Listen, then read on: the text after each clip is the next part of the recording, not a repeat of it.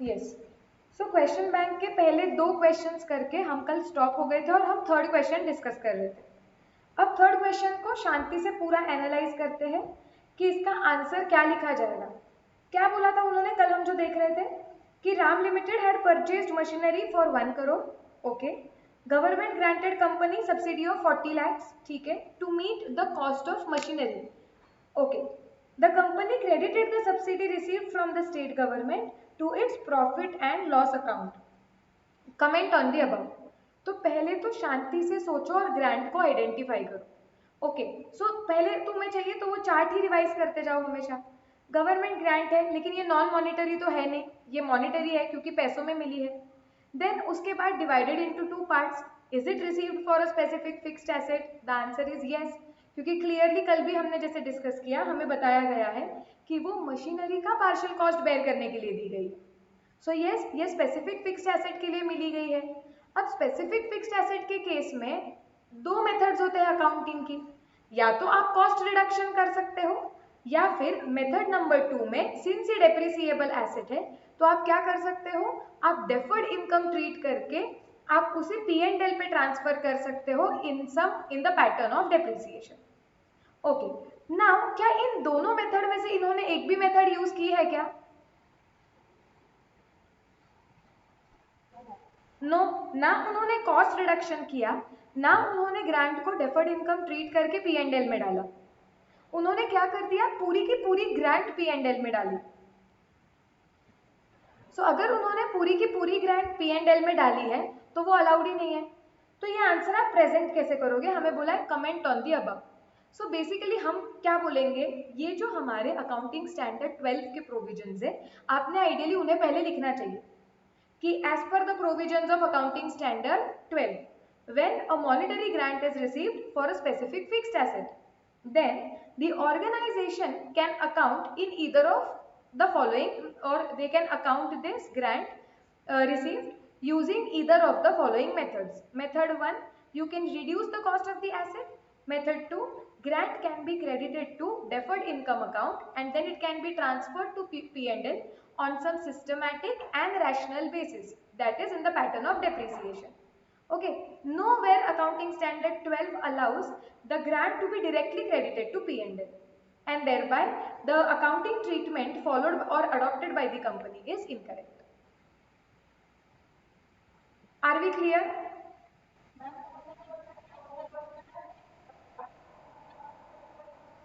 हाँ, own words में लिख सकते हैं, लेकिन जब तुम ओन वर्ड्स में लिखते हो, मुझे बताओ, अब जब अभी मैं ओन वर्ड्स में ही ड्राफ्ट कर रही थी, बट जो प्रोविजंस है एंड जो स्टैंडर्ड स्पेसिफिक वर्ड्स है वो आने ही चाहिए, like monetary, specific fixed asset, method 1 cost reduction, method 2 deferred income, systematic reasonable basis.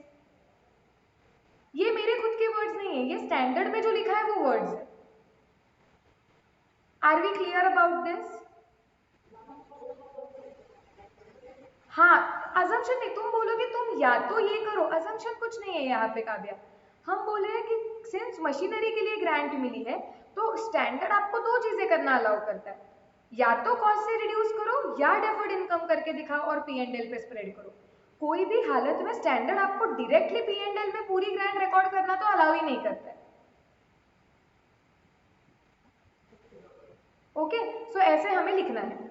Are we now clear about this question? Yes, okay.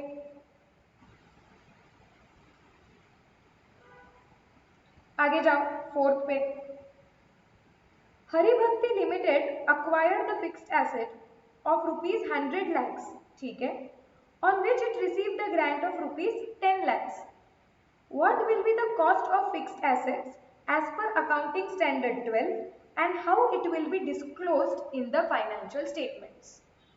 चाहिए तो स्टैंडर्ड सामने रखो, चार्ट सामने रखो, सोचो और मुझे आंसर बताओ।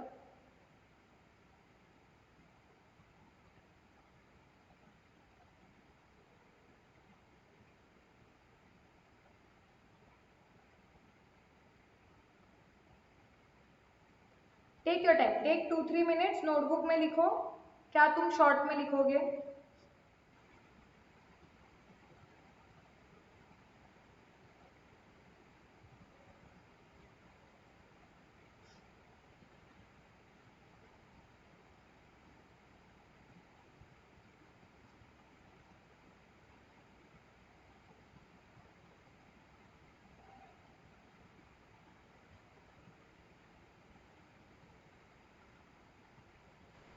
हाँ हाँ, मतलब सिर्फ जॉट डाउन करो तुम पॉइंट्स कि तुम आंसर क्या लिखोगे इसका।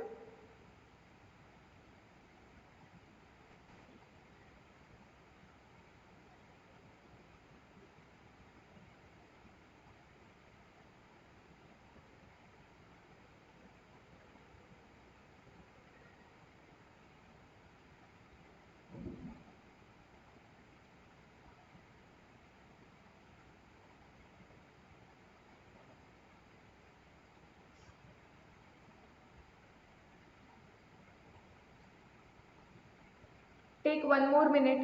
What keywords you are going to write, और तुम क्या प्रेजेंट करोगे, कंक्लूजन क्या है, शॉर्ट में लिखो, सिर्फ की पॉइंट्स।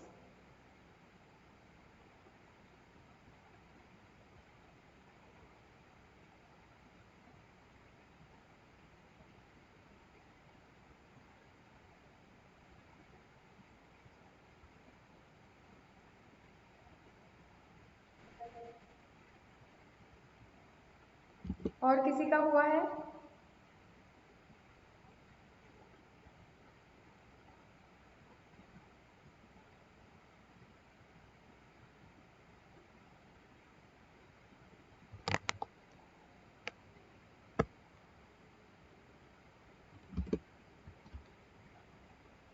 ओके, विश्वजीत तुम्हें क्या लग रहा है जितना स्टैंडर्ड तुमने पढ़ा है?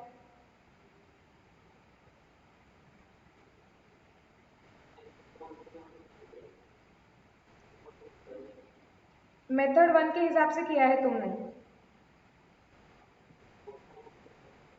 तो 90 लैक्स आ जाएगा। ओके, एंड तुम आंसर ये लिखोगे या और कुछ लिखना है तुम्हें?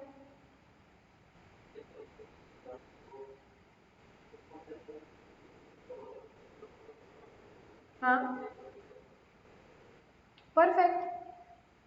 Again if you will see this question bank, बार बार वही क्वेश्चंस आएंगे तुमको। सो अगेन यहाँ पे हम लोग क्या बोलेंगे कि grant is monetary grant received against specific fixed asset, therefore it can be accounted using either method 1 which is, अभी मेथड 1 ये हमारे चार्ट के लिए है, so it can be accounted either using cost reduction method और the grant can be credited to deferred income account. So now अगर वापस वही कि इफ क्या होगा पहले सिनेरियो में, सॉरी, कि if the grant is reduced from the cost, in that case fixed asset will appear on the balance sheet asset side at 90. If the grant is credited to deferred income account, in that case fixed asset will appear in the balance sheet at 100. Deferred government grant will appear under the appropriate heading on the liability side of the balance sheet. कितने में? At 10, and this 10 will be transferred to P&L on some systematic and rational basis.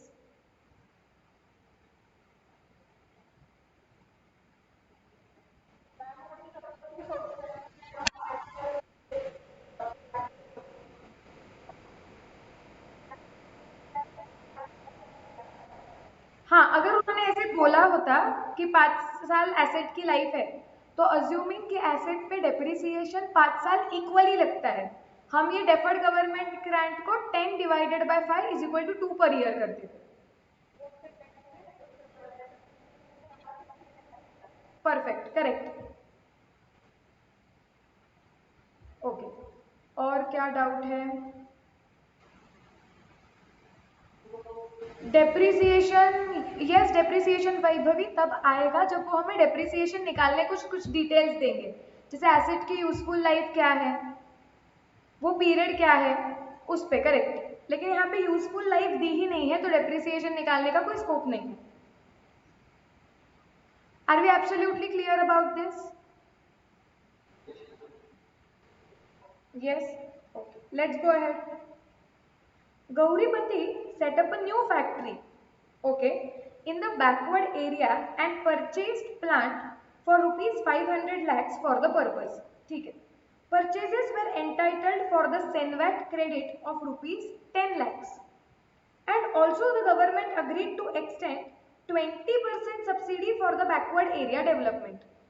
Determine the depreciable value of the asset. Okay, सबसे पहले इधर जो एक नया word आता है सेनवेट क्रेडिट, ये क्या है समझो। आई डोंट थिंक अभी तक ये आपके टैक्स के सिलेबस में आया होगा, बट किसी को कुछ आइडिया है क्या सेनवेट क्रेडिट क्या होता है? अगर जस्ट इन केस आपके सिलेबस में आया होगा, I am not very sure about it, but नहीं आया ना, हाँ थोड़ा बाद में आएगा ये। सी कैसे होता है ये कंसेप्ट आप डिटेल में टैक्स में सीखोगे, तब आपको ये समझ जाएगा। बट फिलहाल कंसेप्ट समझने के लिए यू हैव टू अंडरस्टैंड कि सपोज मैंने मशीनरी खरीदी है 500 लाख की, और वो क्या बोल रहे हैं, purchases were entitled for the CENVAT credit of ₹10 lakh. See ऐसे बिल्कुल होता है क्या कि काफी बार आप मार्केट से कुछ चीज खरीदने जाते हो कोई शॉप में से, तो वो चीज की वैल्यू अलग होती है। लेट्स से कि आप जाते हो, आपको एक बॉटल खरीदनी है, तो बोलते हैं कि ये बॉटल 200 रुपए की है, लेकिन इस पे प्लस जीएसटी लगेगा। सो हम ऐसे करते हैं कि हम बॉटल के लिए भी पैसे देते हैं और टैक्स के लिए भी पैसे देते हैं। यस और नो, क्या ये हमने किया हुआ है? आप डे टू डे लाइफ में देखते हो ये? यस। अब ना एक सेकेंड,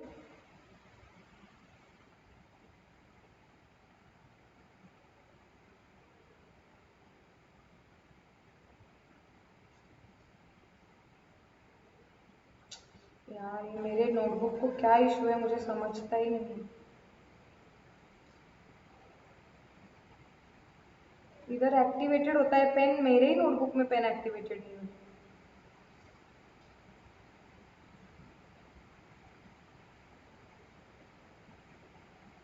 हाँ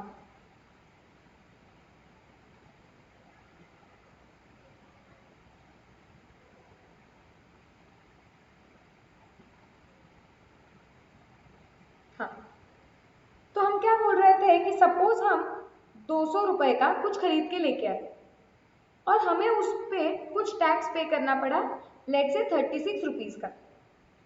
तो हम क्या बोलते हैं कि ये चीज हमें टोटली मिली 236 रुपीज में। अब बिजनेसेस के केस में ऐसे होता है, कौन से केस में कब होता है, you learn everything in tax, but you have to just understand the concept here that suppose I am a businessman. Okay, मेरा बिजनेस है और मैंने रॉ मटेरियल खरीदा और मैं फिनिश्ड गुड्स बना के बेचूंगी। तो मैंने रॉ मटेरियल खरीदा, लेट्स से ये ऊपर का एग्जांपल 200 प्लस 36 236 में। सो गवर्नमेंट क्या करती है कि ये जो आपने 36 रुपीज टैक्स करके पे किया है ना, वो आपको वापस मिल जाता है। ओके, उसे बोलते हैं CENVAT credit. It means that the tax which you have paid while you have purchased goods or while you have purchased machinery, the tax will be given back to you. You will get back that tax. That is called as Sinvat credit. Now there may you might have lot many doubts like ma'am फिर अगर tax वापस ही आना है तो फिर क्यों दे रहे हैं, मतलब हम पे क्यों कर रहे हैं, हमसे ले ही क्यों रहे हैं? ओके, अगर वापस ही देना है तो इसमें प्रोसेस होता है, मतलब ऐसे नहीं है, ये बड़ा कॉम्प्लिकेटेड प्रोसेस है, यू विल अंडरस्टैंड इट। कभी अगर टैक्स का अकाउंटिंग लगा तो मैं बता दूंगी।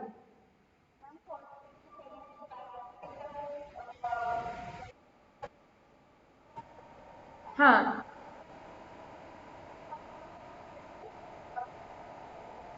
राइट, कुछ कुछ केसेस में आपको आपने भरे हुए टैक्स का क्रेडिट नहीं मिलेगा, मतलब वो टैक्स वापस नहीं मिलेगा।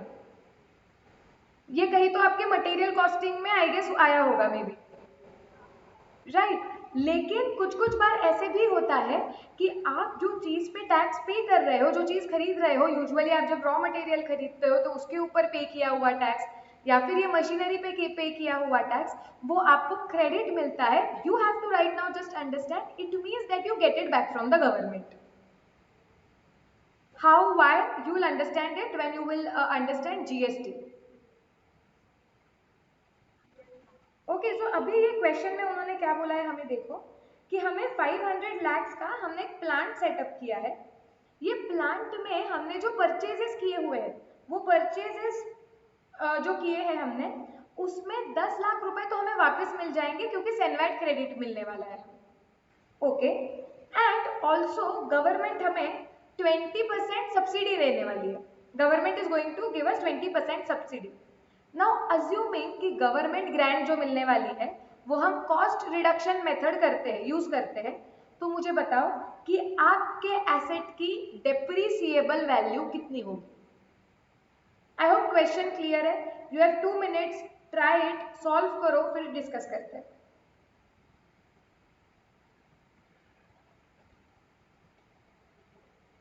रिपीट करूं?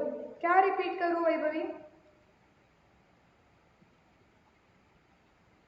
वैभवी उन्होंने बोला है कि आपने 500 लाख की एसेट खरीदी है, ओके वो 500 लाख की एसेट में से 10 लाख तो आपको वापस मिल जाएंगे because those are taxes paid which you will get back from the government, plus government आपको 20% सब्सिडी देने वाली है, गवर्नमेंट ग्रांट मिल रही है आपको 20%। तो अगर आप ये गवर्नमेंट ग्रांट एसेट को क्रेडिट करते हो, कॉस्ट रिडक्शन मेथड यूज करते हो, तो एसेट की डेप्रिसिएबल वैल्यू क्या होगी? This is the question.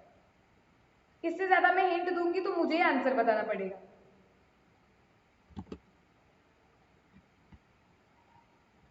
Okay 390 lakh एक आंसर आया हुआ है, या तो आप लोग अग्री करो ये आंसर से या फिर नया वाला दो।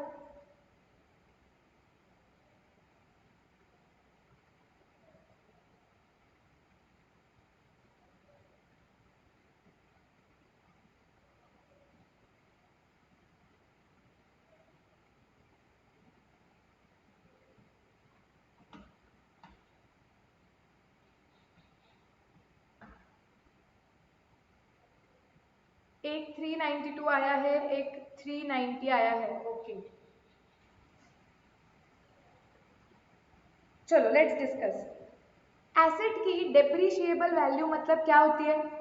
हमारे लिए एसेट का जितना भी कॉस्ट होगा उसमें से रेसिडुअल वैल्यू माइनस कर देंगे, मतलब वो डेप्रिशिएबल वैल्यू होती है, करेक्ट। सो यहाँ पे रेसिडुअल वैल्यू तो कुछ है ही नहीं, मतलब एसेट हमारे बुक्स ऑफ अकाउंट्स में जो कॉस्ट पे दिखेगी, जो वैल्यू पे दिखेगी, वही डेप्रिशिएबल वैल्यू हो जाएगी, ओके यहाँ पे रेसिडुअल वैल्यू कुछ है ही नहीं, बताया नहीं है। एक सेकेंड ना,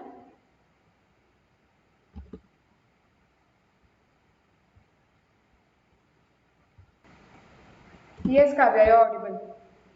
हाँ सो अभी हम क्या बोलेंगे कि यहाँ पे सिंस रेसिडुअल वैल्यू कुछ दी नहीं है, मतलब वो एसेट जो भी वैल्यू पे रिकॉर्ड होगी वही क्या हो जाएगा हमारा, वही हो जाएगा डेप्रिसिएबल अमाउंट। हाँ आई एग्री, आज बहुत दिन बाद काव्या बोली ma'am am I audible. Foundation में रोज बोलती थी, सबसे पहली चीज काव्या यही बोलती थी, ma'am am I audible. So see asset कितने पे रिकॉर्ड होगी? पहले तो हम एसेट का कॉस्ट रिकॉर्ड करने जाएंगे 500 लाख करके, बट टेल मी क्या इसमें से 10 लाख हमारा कॉस्ट है क्या? Is it our cost 10 lakhs? No, we are going to get it back from the government, तो वो अपना कॉस्ट ही नहीं है, तो कैसे एसेट के कॉस्ट में रिकॉग्नाइज होगा? तो यहाँ पे माइनस कर देंगे सेनवेट क्रेडिट 10, मतलब एक्चुअली हम एसेट के लिए कितना पे कर रहे हैं? एसेट की वैल्यू है, कॉस्ट है हमारा 490, ओके अब मुझे लग रहा है कि वो जो दो अलग आंसर्स आए हैं वो यहाँ पे चेंज हुए। गवर्नमेंट हमें सब्सिडी दे रहा है 20%, मुझे लग रहा है आप में से कुछ लोगों ने ऐसे कैलकुलेट किया है कि एसेट थी 500 की, 500 का 20% मतलब 100, तो हमें गवर्नमेंट से सब्सिडी मिलेगी 100 की। ये है 390 वाले लोग शायद से, यस। सो तुम लोगों ने ऐसे किया कि माइनस गवर्नमेंट ग्रांट 100।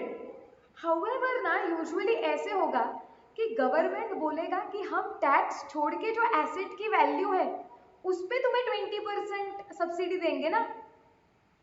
गवर्नमेंट आपको 500 रुपए पे सब्सिडी क्यों, 500 लाख पे क्यों देगा?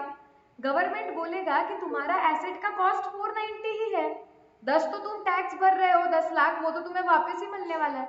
So actually without tax the value of that asset is 490। So it is more likely कि तुम्हें 20% कैलकुलेट करना चाहिए था 490 का, more logical right. 490 into 20% which is 98. So in that case क्या राइट हाँ सो तुम्हारी एसेट की कॉस्ट मतलब depreciable value actually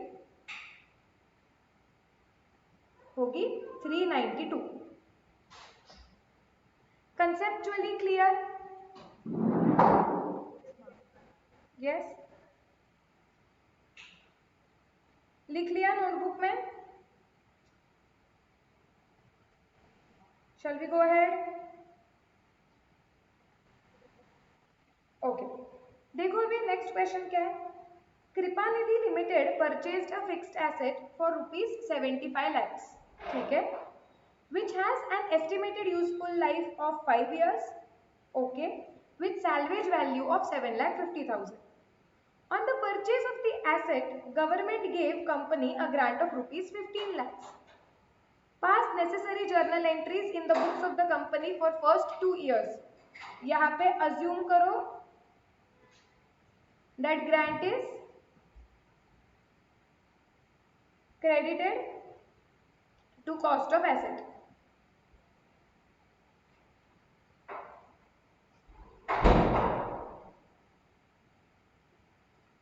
okay 5 minute दो कंप्लीट करोगे फटाफट नोटबुक में फटाफट लिखो फिर हम एंट्रीज चेक करते हैं. Take 5 minutes.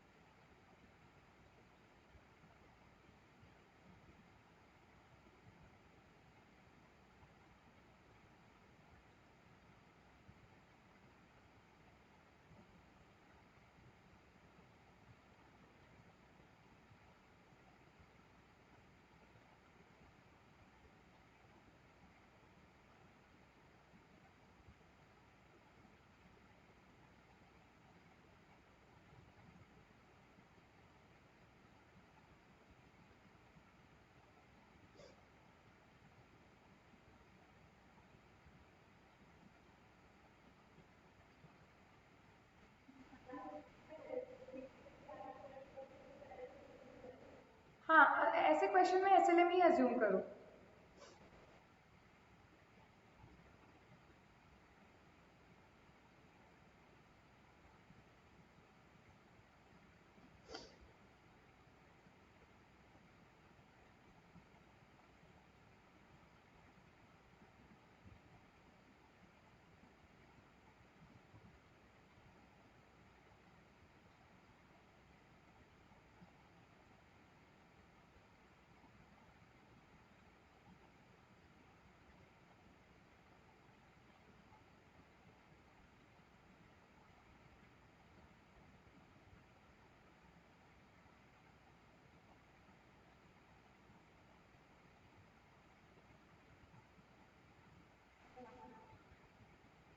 सबका हो गया?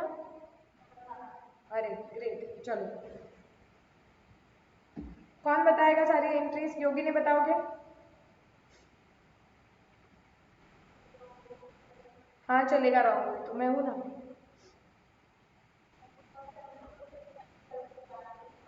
ओके हाँ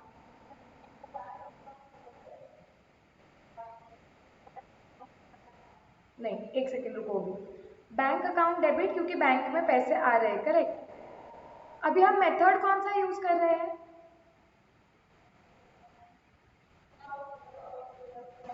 कॉस्ट रिडक्शन ना. तो एसेट की कॉस्ट कम होनी चाहिए मतलब तुमने एसेट को हाथ लगाना चाहिए.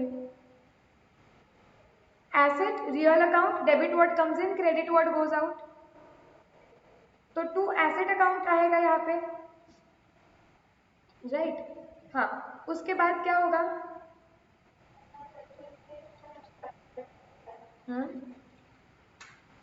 कितना आ रहा है?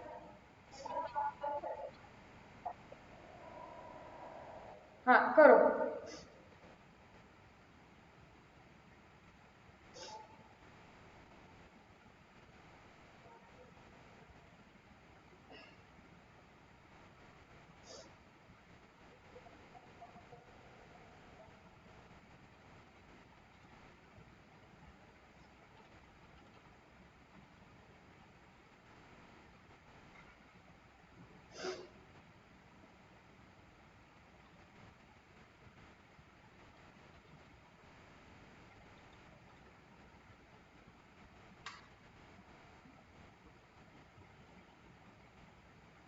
कितना आया बताओ डिप्रिसिएशन? नहीं, लो कैलकुलेटर पे। एसेट का कॉस्ट कितना है? 75 लैक्स। गवर्नमेंट ग्रांट मिली, अभी एसेट में से माइनस हो गई।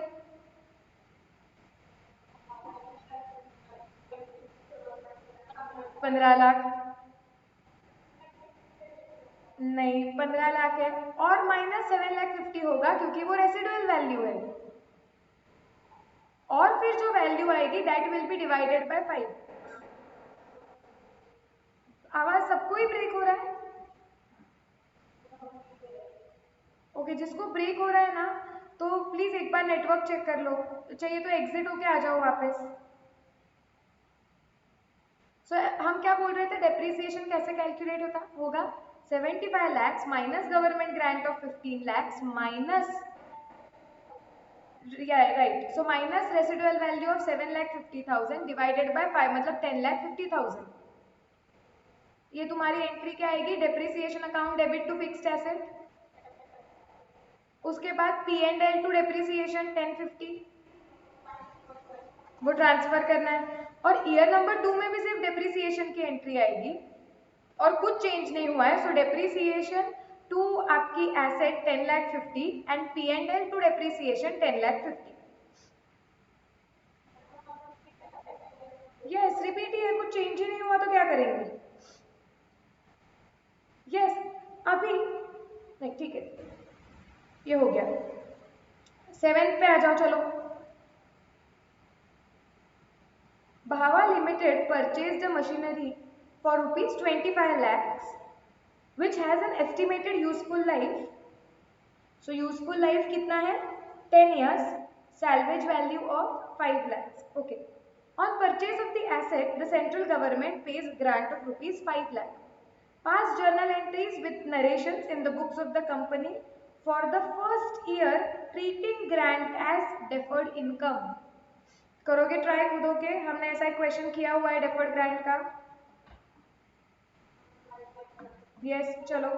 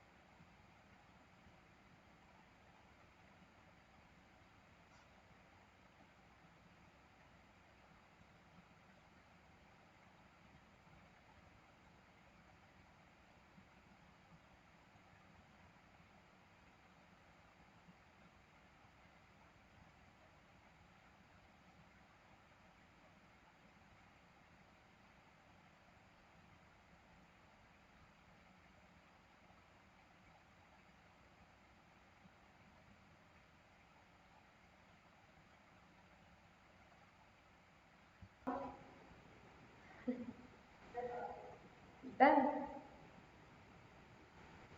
सही है। आकांक्षा एंट्रीज बताओ, क्या एंट्रीज होगी?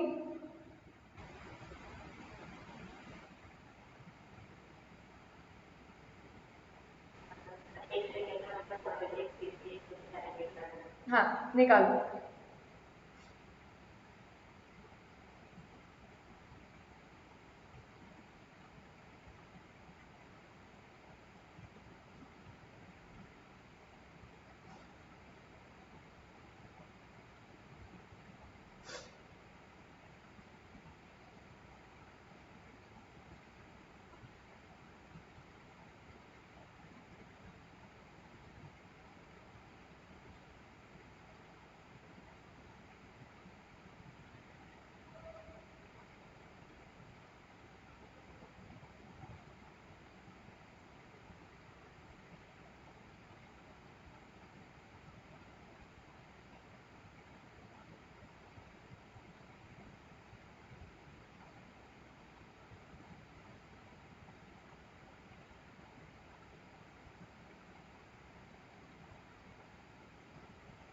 आकांक्षा हो गया? यस, चलो बताओ पहली एंट्री क्या आएगी? Fixed asset to bank 25 lakh, correct. फिर आगे?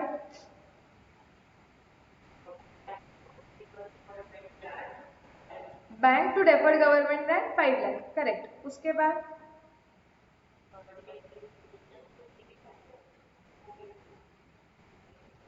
डेप्रिसिएशन 2,50,000 कैसे निकाला?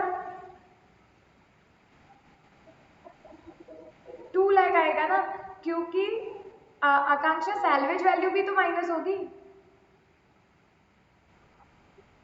तुमने 25 lakh I guess divided by 10 ले लिया।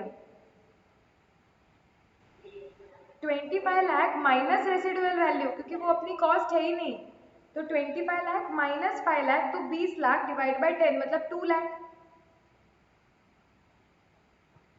सो depreciation to P and L आप लोगों का sorry, depreciation to asset account 2 lakh and then P and L to depreciation 2 lakh.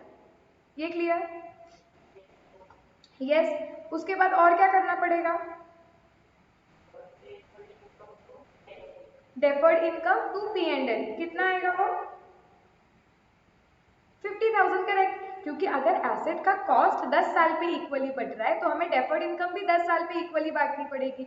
So government grant जो 5 लाख की है डिवाइडेड बाय 10 जो आ जाएगा 50,000, करेक्ट। समझ रहे हैं अकाउंटिंग? पी एंड हाँ, P and L to depreciation बोला मैंने भी 2 लाख। हाँ।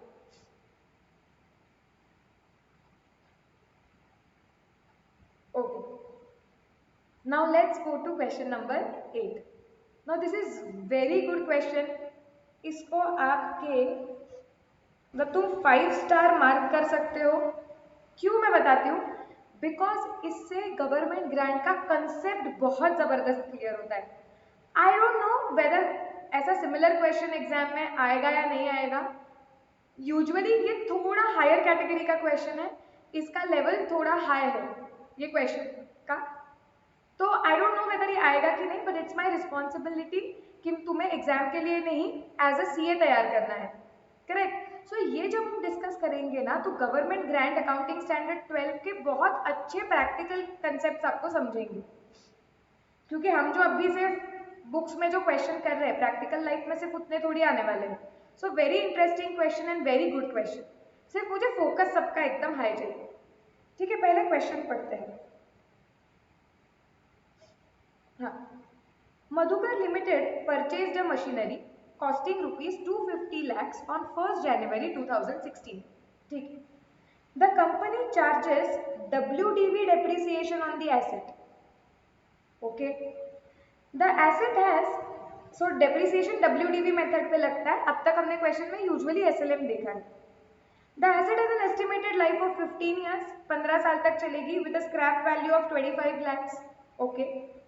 The company received government grant to the extent of 50% of the cost of the asset.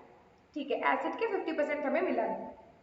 As per the terms and conditions of the grant, 50% of the products of the company are to be supplied to the government agencies for the first 5 years.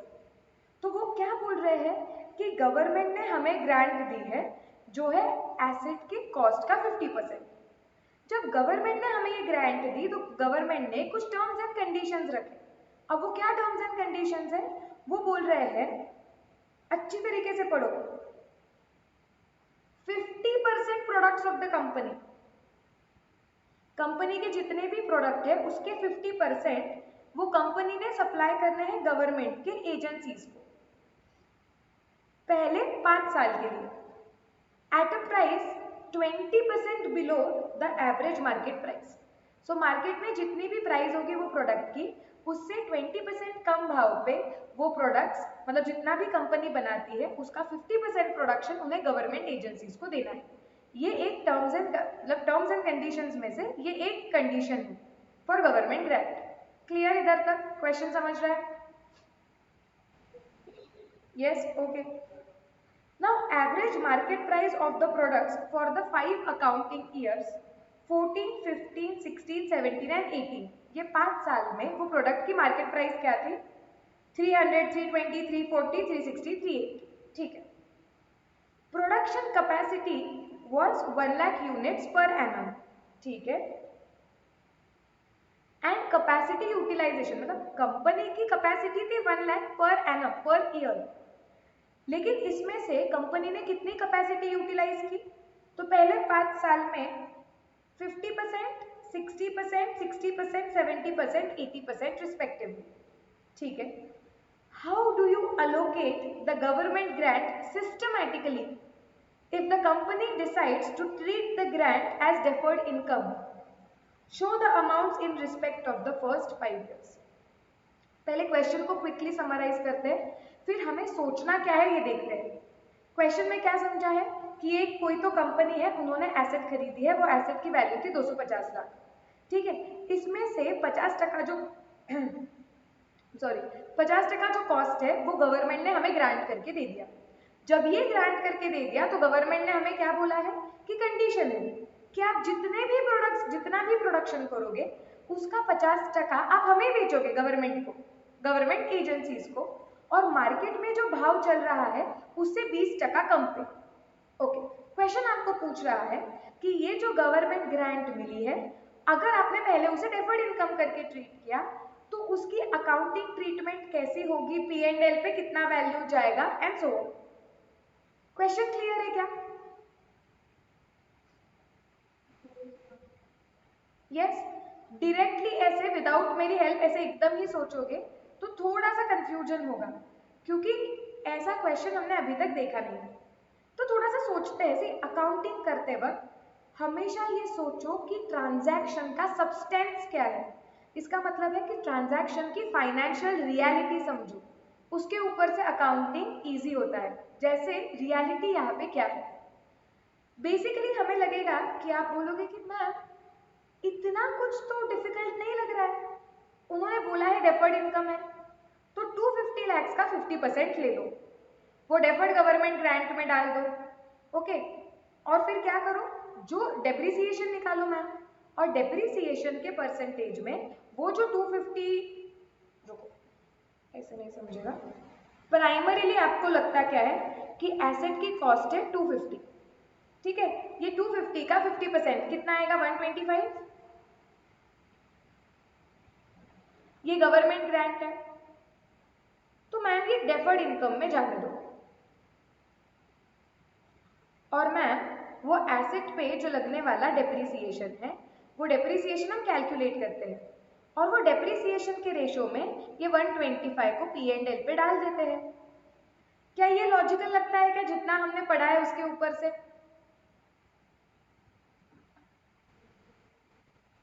Yes, क्योंकि question में ही बोला है कि उसे deferred income करके treat करना है, तो कर दो ना मैम। किसी को कुछ इधर तक डाउट लग रहा है ये ट्रीटमेंट में? No, okay. Now I tell you कि ये जो ट्रीटमेंट है ना, इसमें थोड़ा प्रॉब्लम है, और वो प्रॉब्लम क्या है, अगर हम ठीक से उनके टर्म्स एंड कंडीशंस को पढ़े तो वो हमें अगले 5 साल तक हमारे प्रोडक्शन का 50% मार्केट प्राइस पे, मार्केट प्राइस से कम भाव में बेचने के लिए बोल रहे हैं। यस और नो? सो तुम्हें नहीं लगता है क्या कि एक्चुअली ये गवर्नमेंट ग्रांट जो है उसके दो कंपोनेंट्स है। इन शॉर्ट अगले 5 साल के लिए मैं गवर्नमेंट को मेरा प्रोडक्ट सस्ते में बेचूंगी। तो तुम्हें नहीं लग रहा है कि वो 5 साल में मुझे जितना भी लॉस होगा अल्टीमेटली उसका मतलब ये गवर्नमेंट ग्रांट से वो रिकवर हो जाएगा। सी आप लॉजिकली सोचो कि आप अगले 5 साल में गवर्नमेंट को सस्ते में, मार्केट में जो भाव चल रहा है उससे सस्ते में प्रोडक्ट बेचने वाले हो। तो आपने सस्ते में प्रोडक्ट बेच के आपको जो भी नुकसान होगा इनडायरेक्टली आपको नहीं लग रहा है कि वो गवर्नमेंट ने आपको ये ग्रांट थ्रू दे दिया है ना? नहीं ना, वही तो मैं बोल रही हूँ, माइंड ओपन रखो, try to understand the substance, what is the reality of this government grant. See government तुम्हें 125 वॉट एवर 125 लैक्स होंगे, सो 125 रुपीज सपोज दे रही है, और वो तुम्हें क्या बोल रही है, अगले 5 साल में हमें सस्ते में प्रोडक्ट बेचो। इसका मतलब ये नहीं हो गया क्या काव्या कि अगले 5 साल में जो तुम प्रोडक्ट सस्ते में बेच रहे हो उसकी वजह से जो भी तुम्हें कम कमाई होगी वो कम कमाई इन शॉर्ट इधर से वसूल हो रही है? यस। हाँ, तो लॉजिकली हमने क्या करना चाहिए ना, लॉजिकली पहले हमने देखना चाहिए कि अगले 5 साल में गवर्नमेंट को प्रोडक्ट बेच के हमें कितना नुकसान होगा, और हर साल में जितना नुकसान होगा ये गवर्नमेंट ग्रांट पहले हम डेफर्ड इनकम में पार करेंगे, और हर साल में हमें जितना नुकसान होगा उतना अमाउंट हम डेफर्ड इनकम से P&L में ट्रांसफर करेंगे। क्यों? क्योंकि रियलिटी में ये गवर्नमेंट से जो ग्रांट मिली हुई है वो हमारे अगले 5 साल में होने वाला loss by way of supplying goods to government at cheaper rate ये कंपेंसेट हो जाएगा। Yes yes? फिर उसके बाद अगर कुछ गवर्नमेंट ग्रांट का बचता है तो हम बोल सकते हैं कि एसेट की कॉस्ट रिकवर हुई। यहाँ पे तो पहले 125 रुपए में से हम जो अगले 5 साल में हमें लॉस होने वाला है वो रिकवर होगा पहले तो। फिर गवर्नमेंट क्या बोलेगा, कॉमन सेंस लगाओ ना, अगर मैं तुम्हें ऐसे बोलती हूँ कि काव्या देखो मैं ना तुम्हें 125 रुपए दूंगी, लेकिन तुम्हें ऐसे करना है कि अगले 4 साल तक मुझे प्रोडक्ट सस्ते में बेचना है, तो काव्या क्या बोलेगी, ठीक है ना सस्ते में बेच देती हूँ, अल्टीमेटली जितना मैंने सस्ते में बेचा उतना तो मैम ने 125 रुपए मुझे दे दिए। सो लॉजिकली पहले मुझे ये 125 रुपए ईयर नंबर 1 2 3 4 5 में बांटने पड़ेंगे लॉस के हिसाब से कि हर साल में मुझे गवर्नमेंट को सस्ते में प्रोडक्ट बेच के कितना लॉस हो। हाँ, उसके बाद भी अगर गवर्नमेंट ग्रांट कुछ बचती है तो मैं बोल सकती हूँ कि हाँ मतलब वो मदद हुई मुझे एसेट के कॉस्ट के लिए। Are we clear? यस। तो अभी हम क्या करेंगे ना, पहले वर्किंग नोट बनाएंगे एक, और उधर ये वर्किंग नोट में हम क्या बनाने वाले हैं कि we will calculate loss per year by selling goods to the government at below market price, average market price. Okay, so हम क्या बोलेंगे, 1-2 मिनट में फॉर्मेट ड्रॉ कर लेती हूँ फिर ही तुम टेबल्स ड्रॉ करो।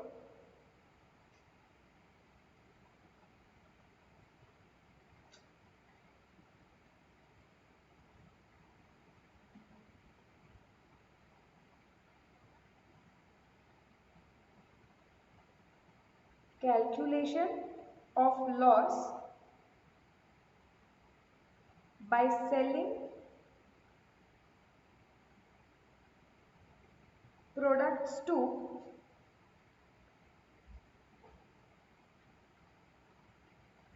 government agencies below average market price।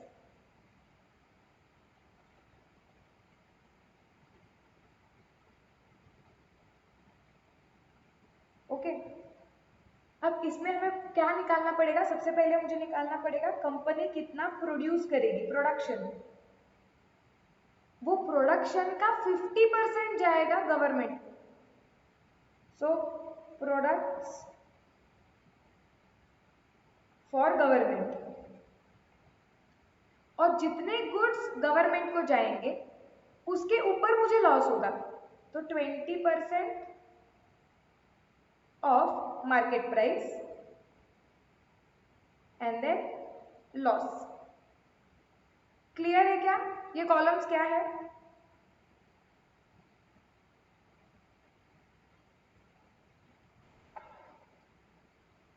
करो ड्रॉ 4 कॉलम्स।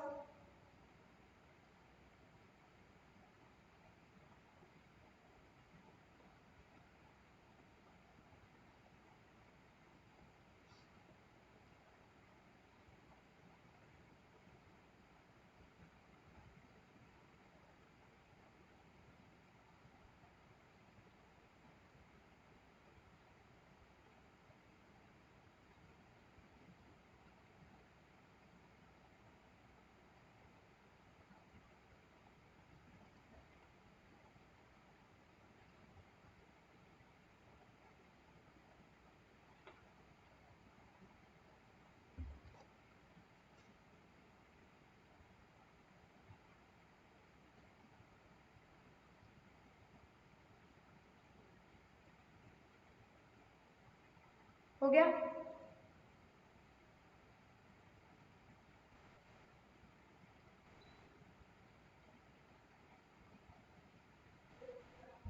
Yes, okay. अब हम देखेंगे कि पहले साल में प्रोडक्शन कितना होगा। सो ईयर नंबर 1, कैपेसिटी तो 1 लाख है, लेकिन अगर आप क्वेश्चन देखते हो तो पहले साल में प्रोडक्शन कैपेसिटी 1 लाख है, लेकिन कैपेसिटी यूटिलाइज कितनी होती है? 2014 में 50%।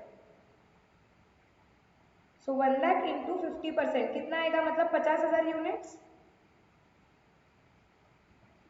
Yes no? यस। अब इसमें से गवर्नमेंट को कितना देंगे? 50%, मतलब 25,000।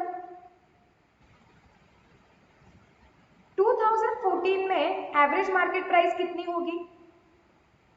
दी है ऊपर देखो, average market price of the products for the first 5 accounting years are 300। तो एवरेज मार्केट प्राइस से 20% कम, मतलब 300 से 20% कम, मतलब 300 का 20% हमारा नुकसान हो जाएगा। यस, कितना आएगा वो? 60। तो टोटल लॉस कितना होगा? 25,000 प्रोडक्ट्स पे 60 का लॉस होगा, मतलब 15 लाख का नुकसान हो गया।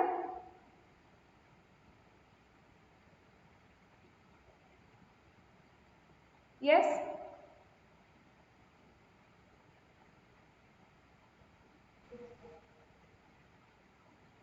इस तरीके से बाकी के ईयर्स कंप्लीट करते हैं। 2015 में हम कैपेसिटी तो 1 लाख है, लेकिन हम यूटिलाइज कितना करने वाले हैं? 60%, मतलब 60,000।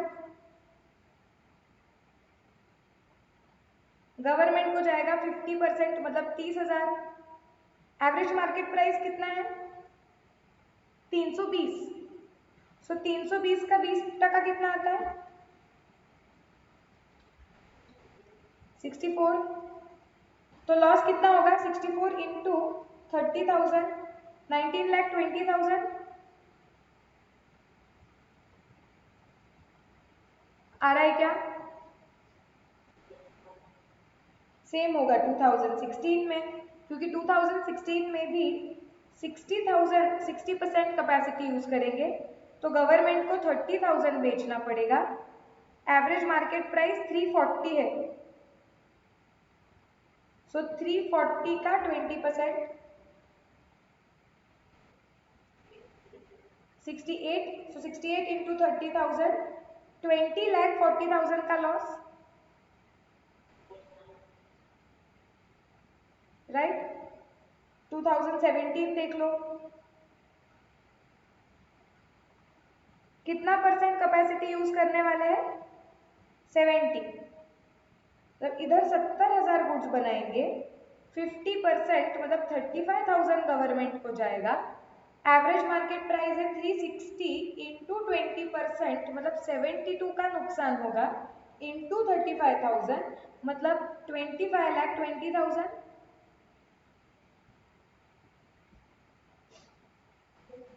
यस, 2018 में 80,000 यूनिट्स बनाएंगे, 40,000 गवर्नमेंट को देंगे, 380 का 20% मतलब 76 का नुकसान होगा पर product, multiplied by 40,000 which is 30,40,000।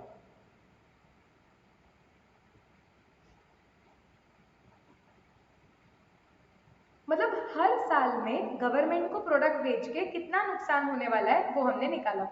सो अब देखते हैं कि टोटल 5 साल में हमें कितना नुकसान होगा।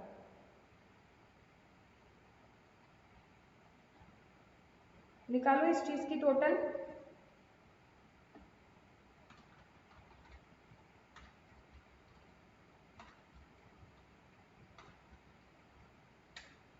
कितना आया?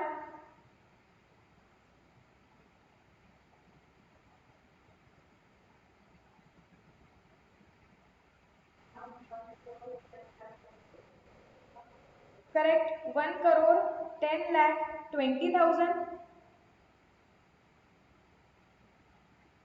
ओके, अब हम देखते हैं सो बाइफरकेशन ऑफ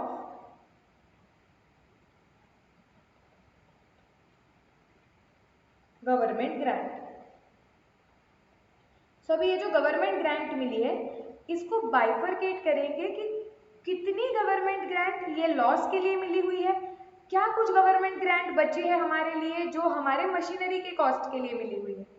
सो हमें टोटल गवर्नमेंट ग्रांट कितनी मिली हुई है? 125 लाख क्या? 250 का 50% ना। सो मतलब ग्रांट रिसीव्ड है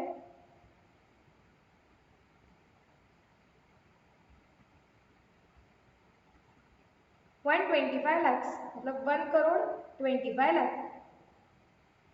इसमें से 1,10,20,000 ये तो प्रोडक्ट को लॉस में बेचने के लिए चला जाएगा। यस, सो लेस इसको लिखेंगे for selling products below average market price. उसके लिए कितनी ग्रांट यूज होगी? 1,10,20,000।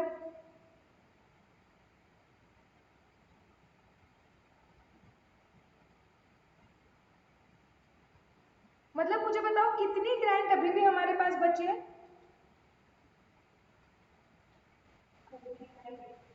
14,80,000 की ग्रांट अभी भी हमारे पास बचती है। करेक्ट। अब ये जो एक्स्ट्रा गवर्नमेंट ग्रांट है क्या मैं बोल सकती हूँ कि ये एक्स्ट्रा पैसे मशीनरी के लिए मिले हुए हैं? So this is for the cost of machinery.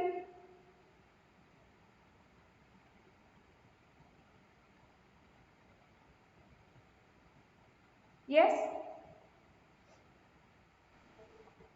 Okay. अब शांति से सोचो, जब मुझे 125 लाख की गवर्नमेंट ग्रांट मिली तो सबसे पहले मैं उसे डेफर्ड इनकम में डाल दूंगी। उसमें से एक पार्ट क्या होगा, जैसे हर साल जितना मुझे लॉस होगा उतना डेफर्ड इनकम से P&L में जाएगा। जैसे ईयर नंबर 1 में 15 लाख के लिए एंट्री आएगी deferred government grant account debit to P&L, ताकि P&L में जो लॉस छुपा हुआ है वो कंपेंसेट हो जाए। प्लस अब क्या होगा, ये बात हो गई 1,10,20,000 गवर्नमेंट ग्रांट की जो P&L में इस अमाउंट में ट्रांसफर की जाएगी। इधर तक क्लियर है क्या?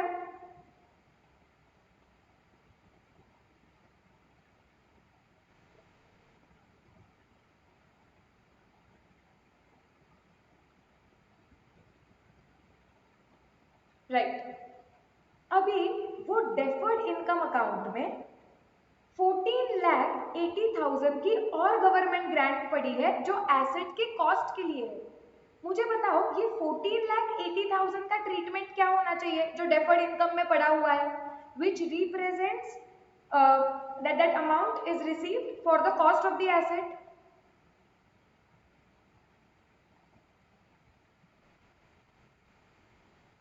इसका क्या कुछ क्या? हाँ सी मैंने क्या बोला, तुम्हारा 1,25,00,000 तो तुम्हारा डेफर्ड इनकम में पड़ा हुआ होगा, उसमें से 1,10,20,000 ये तो पी एंड एल में ऐसे हर साल चला जाएगा bye way of these amounts. लेकिन वो डेफर्ड इनकम में अभी भी 14,80,000 पड़ा हुआ है जो एसेट के कॉस्ट के लिए मिला हुआ है, तो वो डेफर्ड इनकम में पड़ा ही रहेगा क्या, या वो भी ट्रांसफर होगा, और होगा तो कैसे होगा?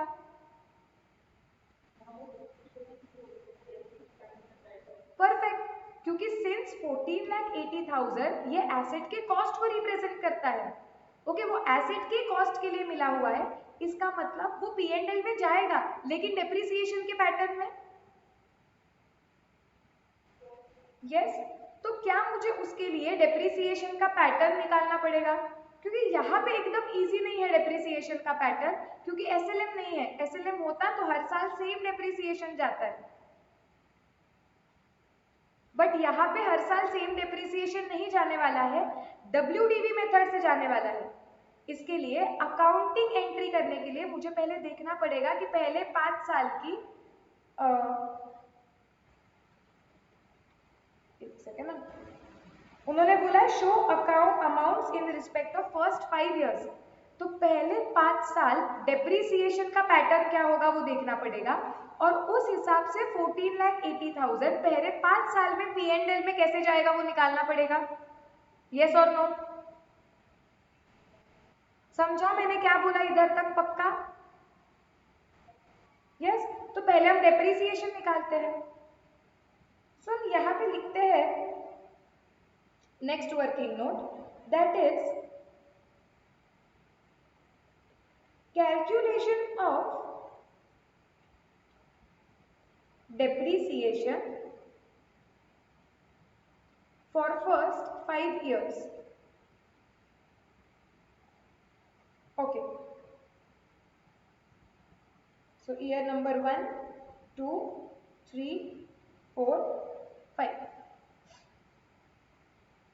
मुझे बताओ एसेट का कॉस्ट कितना है? 250 lakhs। आप यहाँ पे रुपीज इन लैक्स भी कर सकते हो, या फिर आपने ऊपर पूरा डिटेल में किया है तो यहाँ डिटेल में भी कर सकते हो। अब पहले साल का डेप्रिसिएशन कितना होगा मुझे बताओ, क्वेश्चन देखो और पहले साल का डेप्रिसिएशन कितना होगा बताओ।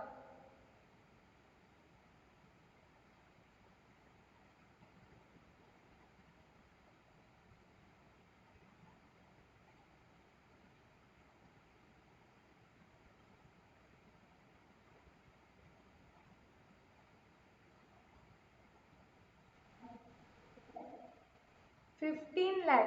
अच्छा कैसे निकाला?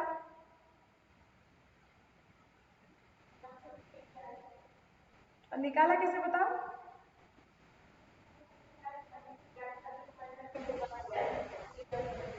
अगर तुम लोगों ने उसे ऐसे निकाला है कि 250 lakhs minus 25 lakh divided bye 15, मतलब 15 लाख, तो ये तो एसएलएम मेथड हो गई ना। डब्ल्यूडीवी मेथड कैसे हुई?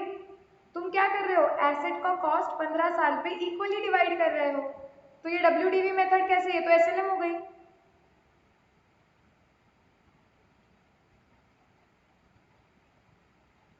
दोनों में डिफरेंस याद है क्या?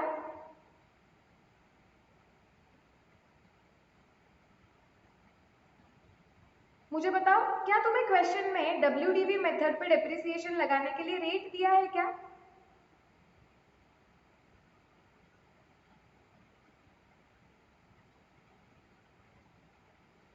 बताओगे क्या?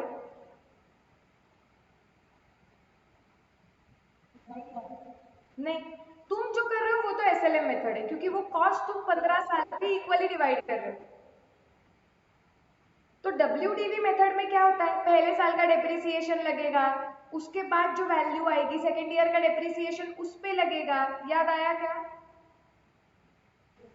यस, लेकिन उसके लिए पहले साल का डेप्रिसिएशन कैलकुलेट करने के लिए रेट तो देना चाहिए। नहीं, WDV मेथड बोला है तो हमें WDV ही यूज करना पड़ेगा। क्या आपको याद है सीए फाउंडेशन में हमने ऐसे देखा था कि अगर WDV मेथड में क्वेश्चन में रेट नहीं दिया है तो there is a formula using which you can calculate rate under WDV method. वो फॉर्मूला क्या होता है?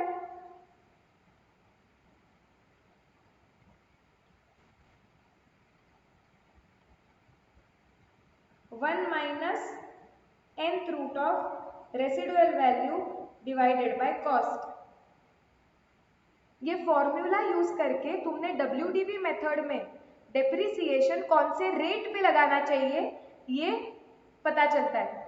जो बच्चे सीए फाउंडेशन मुझसे सीखे हैं तुम याद करो, मैंने ये डिराइव करके दिखाया था। तुम्हें याद है future value is equal to क्या होती है? Present value into 1 plus r raise to n. लेकिन इस केस में एसेट की फ्यूचर वैल्यू प्रेजेंट वैल्यू से कम कम होती जाएगी। याद आया क्या कुछ? तो फ्यूचर वैल्यू क्या होती है? Residual value.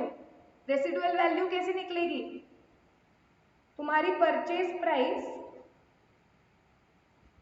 वो कम कम होती जाएगी और फिर रेसिडुअल वैल्यू बचेगी। So 1 minus are raise to n. और ये फॉर्मूला का थोड़ा और हिलाने से आपका निकल जाता है ये फॉर्मूला कि WDV मेथड के अंडर रेट कैसे कैलकुलेट करना है।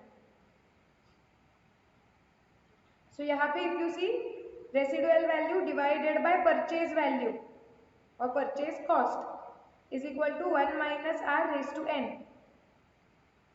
अब मैं n इधर लेके जाऊंगी अगर, हाँ, तो यहाँ पे आएगा nth root of residual value divide by purchase cost is equal to 1 minus R. और मुझे r की वैल्यू चाहिए, so r is equal to 1 minus nth root of residual value divided by purchase cost. So ये logic से कि कौन से रेट पे मैंने एसेट के कॉस्ट को कम कम करते जाना चाहिए ताकि उसकी सिर्फ रेसिडुअल वैल्यू बचे। ये लॉजिक से WDV मेथड का रेट निकाला जाता है। Please understand, institute can ask you anything what you have already learned in at foundation level. So ये अगर ऐसे टाइप का क्वेश्चन आया तो चौकन्ना नहीं होना चाहिए क्योंकि you have learn how to calculate rate of depreciation under WDV method. You can not forget it. Are we clear about this? ये जो भी मैंने किया समझाया ऊपर से गया? क्लियर?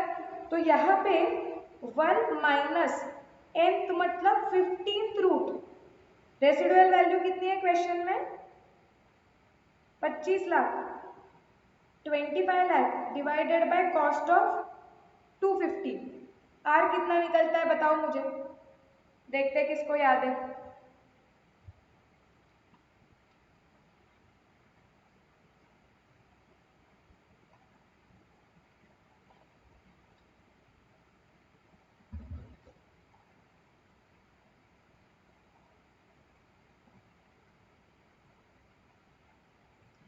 फिफ्टींथ रूट कैसे निकालेंगे, आएगा क्या?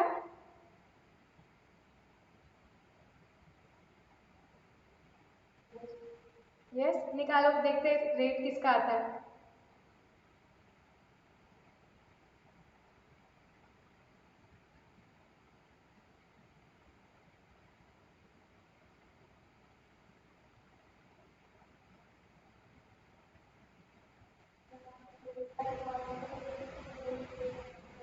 तो रेट कितना आएगा? इंटू 100 आता है ना rate.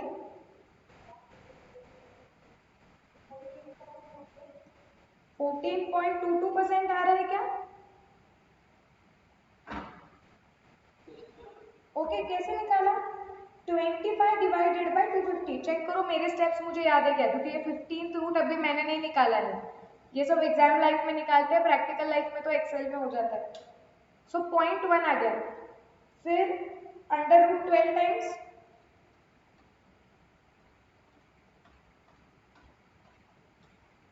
Okay, then -1 then divided by 15, then plus 1 and then into equal to 12 times.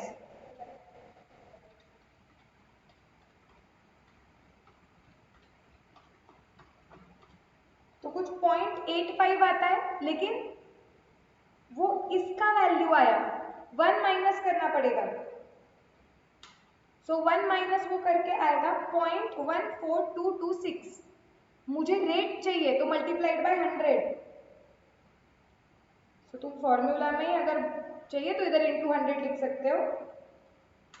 So it is 14.226। So I can round off this to 14.23%। तो ये रेट पे अगर मैं डेप्रिसिएशन 15 साल तक लगाते जाऊंगी तो 15 साल बाद वो एसेट की पूरी वैल्यू डेप्रिशिएट हो जाएगी, सिर्फ उसकी रेसिडुअल वैल्यू बचेगी, जो वैसे भी हमें डेप्रिशिएट नहीं करनी होती है क्योंकि वो हमारा कॉस्ट ही नहीं होता है। तो ये क्लियर है क्या? रेट निकल गया। यस, अब हम डेप्रिसिएशन निकालेंगे पहले 5 साल का, क्योंकि डेप्रिसिएशन निकालेंगे तो उसके पैटर्न में वो 14,80,000 P&L पे कितना जाता है वो पता चलेगा। Okay, so now 250 lakh into 14.23%। सो ये डेप्रिसिएशन कितना आएगा? 35,57,500। ओके, ये डेप्रिसिएशन है। अब WDV कितनी आएगी, मतलब पहले साल के एंड में 21,44,2,500।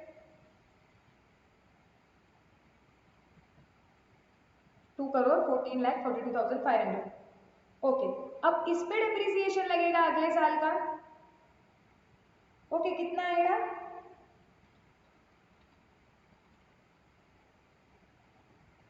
तो ये मैं यहाँ पे लिख सकती हूँ वापस।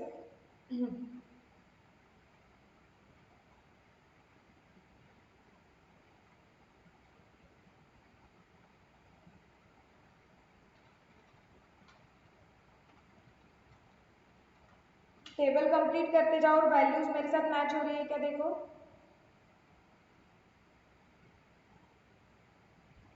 ये वापस beginning of the third year होगा। इस पे 14.23% लगेगा, मतलब 261707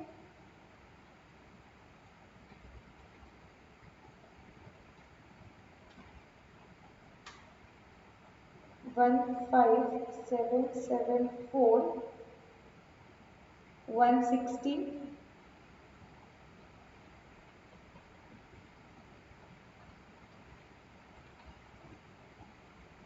224463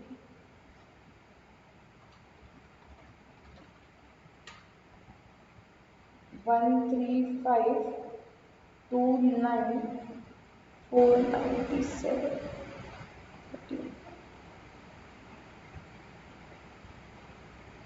into 14.23%, 1925247।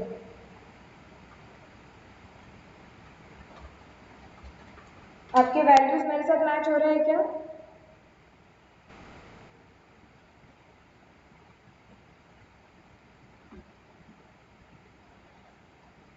सो मतलब ये है डेप्रिसिएशन का पैटर्न। ऐसे डेप्रिसिएशन लगने वाला है। कैलकुलेशन हो गया तो मुझे बताओ, फिर मैं तुम्हें और थोड़ा सा last part of the question पे लेके जाऊंगी।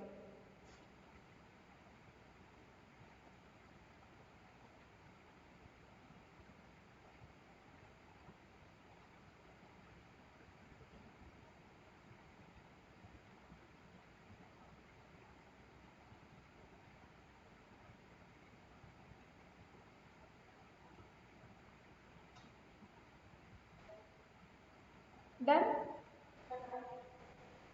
Yes, okay. अब एकदम शांति से सोचो कि डेफर्ड गवर्नमेंट ग्रांट में ये 14,80,000 हमें एसेट के लाइफ के ऊपर, सी एसेट का जो भी कॉस्ट है 250 लाख, ओके, वो एसेट की उसको लाइक कितने है 15 साल। सो लॉजिकली एसेट का जो भी कॉस्ट है 250 लैक्स वो अगले 15 साल तक, और सिंपल करती हूँ, एसेट का कॉस्ट है 250 लैक्स, ठीक है। इसमें से माइनस रेसिडुअल वैल्यू, कितनी है residual value 25 lakh. So in short 225 lakhs. अब मुझे बताओ क्या एसेट के केस में ये 225 लैक्स अगले ओवर नेक्स्ट 15 ईयर्स में P&L में जाएंगे?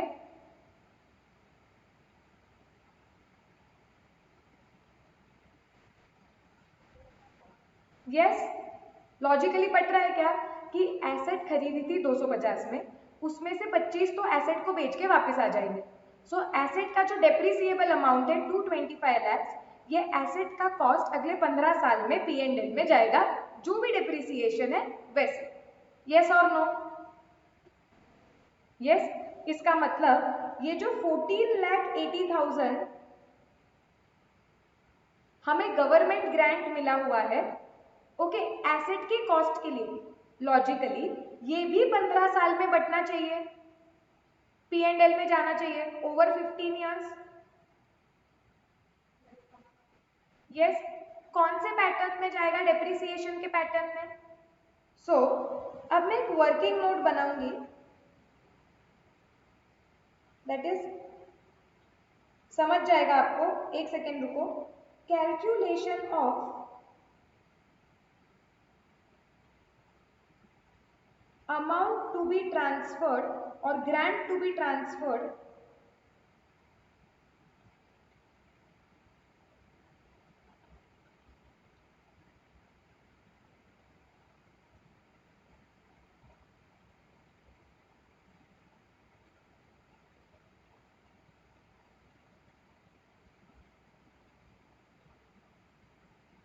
तो हमें कैलकुलेट करना है कि जो भी ये ग्रांट मिली है 14,80,000 किसके लिए मिली है? एसेट के कॉस्ट के लिए।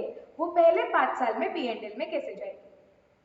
सो year number 1, 2, 3, 4 and 5, total grant की अमाउंट है 14,80,000। फर्स्ट ईयर में ग्रांट कितनी जाएगी? सी, टोटल डेप्रिसिएशन जितना भी लगने वाला है उसमें से पहले साल जितना डेप्रिसिएशन लगेगा उतना वो रेशो में ये 14,80,000 P&L में जाएगा। मतलब मुझे ये पता है कि टोटल डेप्रिसिएशन लगने वाला है 225 लैक्स। 225 लैक्स में से पहले साल में डेप्रिसिएशन कितना लगता है? 35,57,500। तो पूरे साल, पूरे लाइफ पे जितना डेप्रिसिएशन लगता है उसमें से पहले साल में कितना डेप्रिसिएशन लगा, ये रेशो में ही टोटल ग्रांट जो है 14,80,000 उसका कुछ हिस्सा P&L में जाएगा। ये समझा मैंने क्या किया? यस, सी मैंने सिंपल किया कि मुझे 14,80,000 डेप्रिसिएशन के पैटर्न में डालने हैं P&L में, तो मैंने डेप्रिसिएशन का पैटर्न निकाला। डेप्रिसिएशन का पैटर्न क्या है? टोटल डेप्रिसिएशन 225 लाख है, जिसमें से 35,57,500 पहले साल का डेप्रिसिएशन। तो मतलब टोटल डेप्रिसिएशन कैलकुलेटर पे लो, सी 35,57,500 डिवाइडेड बाय 225 लाख, ओके, मतलब 0.15। तो अगर पहले साल में 0.15 डेप्रिसिएशन लगता है तो डोंट यू थिंक कि 0.15 गवर्नमेंट ग्रांट P&L में जानी चाहिए? यस और नो? क्योंकि डेप्रिसिएशन के पैटर्न में ट्रांसफर करना है ना। यस, नो, ऊपर से जा रहा है, बताओ। ओके, वापस एक बार, सी हमें क्या बताया गया है? ये 14,80,000 P&L में डालना है, जैसे डेप्रिसिएशन का पैटर्न होगा वैसे। करेक्ट है ये? Yes, okay. अब डेप्रिसिएशन का पैटर्न क्या होगा? मुझे पता है कि टोटल डेप्रिसिएशन होने वाला है 225 लैक्स। तो अगर 225 लैक्स में से पहले साल का डेप्रिसिएशन 35,57,500 है, तो उसका मतलब टोटल ग्रांट अगर 14,80,000 है तो अभी ये मैथ्स है, ठीक है मैं बताती हूँ और एक बार। सी अगर टोटल डिप्रिसिएशन लगता है 225 lakhs, अगर उसमें से पहले साल का डिप्रिसिएशन इज 35,57,500, निकालो कैलकुलेटर पे कितना आता है ये। नहीं नहीं, सिर्फ ये वाला पार्ट निकालो, ये वाला पार्ट कि टोटल डिप्रिसिएशन में से पहले साल में कितना डिप्रिसिएशन लग रहा है।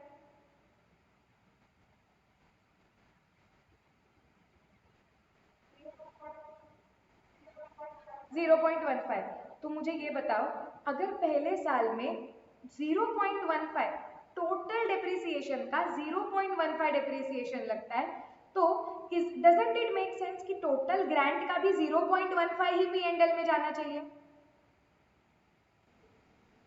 क्योंकि वही वही पैटर्न में तो डालना है। इसके लिए उसे मल्टीप्लाई किया बाय 14,80,000 which is 2,34,004। समझा ये? अब सेकेंड ईयर में क्या? हाँ, to be transferred to P&L। अब सेकेंड ईयर में देखो क्या होगा। सेकेंड ईयर में अगर पूरा डिप्रिसिएशन 225 लाख है तो उसका कितना सेकेंड ईयर में डिप्रिसिएशन लगता है? 30,51,268,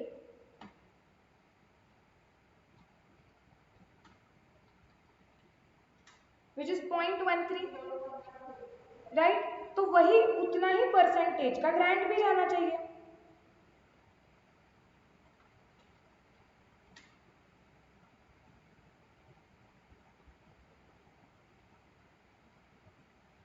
करेक्ट। ऐसे थर्ड ईयर का निकालो अभी।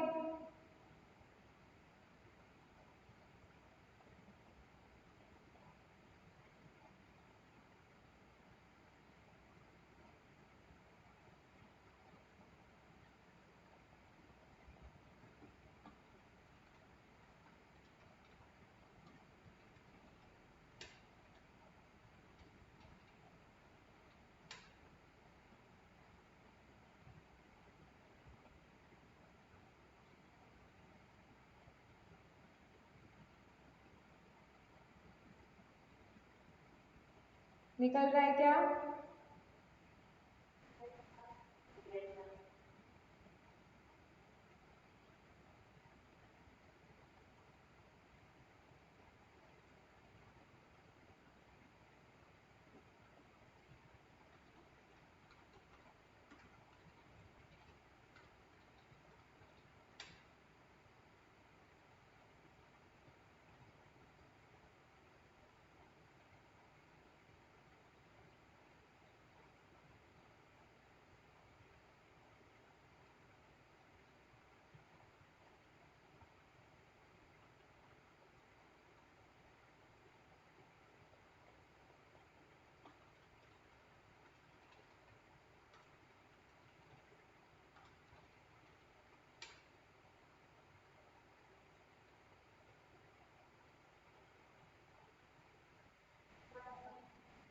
डन।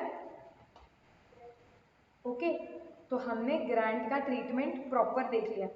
अब ईयर नंबर 1 का मैं आपको अकाउंटिंग एंट्री करके दिखाती हूँ तो आपको समझेगा। फिर ईयर नंबर 2, 3, 4, 5 में अकाउंटिंग क्या होगा वो आपको समझ जाएगा। सो सी, जब ग्रांट रिसीव होगी ना तो एंट्री क्या आएगी? Bank account debit,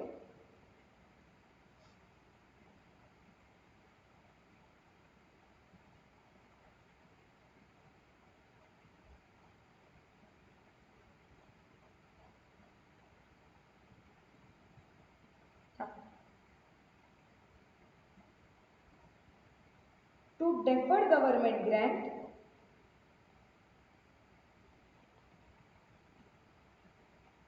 ₹125 lakh. ये अग्रीड है सबको? अब डेफर्ड गवर्नमेंट ग्रांट से पहले साल में P&L में कितना ट्रांसफर होगा। So you have to understand कि पहले साल में 15 लाख का लॉस हो रहा था हमें, जो कहाँ से मिला, वसूल करेंगे गवर्नमेंट ग्रांट से। सो डेफर्ड इनकम में से, डेफर्ड गवर्नमेंट ग्रांट में से पहले साल का नुकसान जो प्रोडक्ट को कम प्राइस पे बेच के हो रहा है, दैट इज 15 लाख, प्लस वो 14,80,000 in the pattern of depreciation which is 2,34,004। Okay, low calculator पे 15 lakh plus 2,34,004, that will be transferred from deferred government grant account debit to P&L.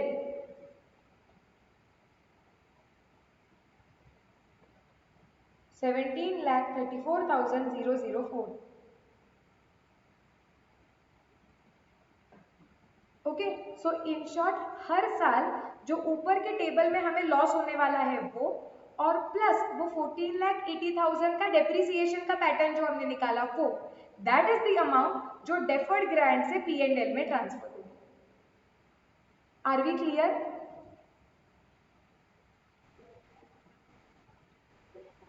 Okay, so अगर हमें एक सेकेंड ना, राइट, हाँ, सो अगर हमें ये क्वेश्चन के पूरे प्रिंसिपल रिवाइज करने हो तो हम कैसे करेंगे कि हमें गवर्नमेंट ग्रांट मिली थी एसेट के कॉस्ट का 50%, बट अगर देखते हैं तो उसके टर्म्स एंड कंडीशंस क्या थे कि हमें अगले 5 साल तक उन्हें सस्ते में प्रोडक्ट बेचना है। सो इन शॉर्ट बोलने के लिए लगता है कि ग्रांट कॉस्ट के लिए मिली है, लेकिन ग्रांट का कुछ हिस्सा तो 5 साल जो हमें लॉस होने वाला है उसको रिकवर करने के लिए लगेगा, और उसके बाद जो बच जाएगा वो एसेट के कॉस्ट के लिए मिलेगा, क्योंकि फिर वो मदद गवर्नमेंट कर रहा है हमें। सो इसके लिए हम क्या करेंगे, जब ग्रांट मिलेगी तो वो डेफर्ड गवर्नमेंट ग्रांट में पार्क करके रखेंगे। उसके बाद हम निकालेंगे कि हमें हर साल गवर्नमेंट को बेच के कितना लॉस होने वाला है, और हर साल होने वाला लॉस एग्जैक्ट उतनी अमाउंट हर साल डेफर्ड इनकम से P&L में डाली जाए। उसके बाद जो हमारी बची हुई वैल्यू थी गवर्नमेंट ग्रांट की, जो एसेट के कॉस्ट के लिए मिली हुई थी, वो थी 14,80,000। ये P&L में जानी चाहिए डेप्रिसिएशन के पैटर्न में। इसके लिए हमने पहले 5 साल का डेप्रिसिएशन निकाला और उसके पैटर्न में हमने 14,80,000 पहले 5 साल में डिवाइड किया। आइडियली 14,80,000 ये 15 साल तक बटेगा, लेकिन क्वेश्चन में पूछा गया था कि पहले 5 साल में कितना बटेगा डेफर्ड इनकम टू P&L। इसके लिए हमने पहले 5 साल का डेप्रिसिएशन निकाला और हमने ये रेशो निकाला कि फर्स्ट ईयर में टोटल डेप्रिसिएशन का कितना डेप्रिसिएशन गया है, एग्जैक्टली उतना ही परसेंटेज हमने टोटल गवर्नमेंट ग्रांट का ट्रांसफर किया टू P&L। सो ऐसे करके compensation for the loss and this 14,80,000 in the pattern of depreciation, ये हर साल, सो टेबल ऊपर का टेबल और ये दूसरा टेबल, ये दोनों मिला के हर साल उतनी अमाउंट डेफर्ड गवर्नमेंट ग्रांट से P&L। इसमें WDV मेथड में डेप्रिसिएशन कैसे कैलकुलेट करना है वो भी रिवाइज हो गया। सो are we absolutely clear?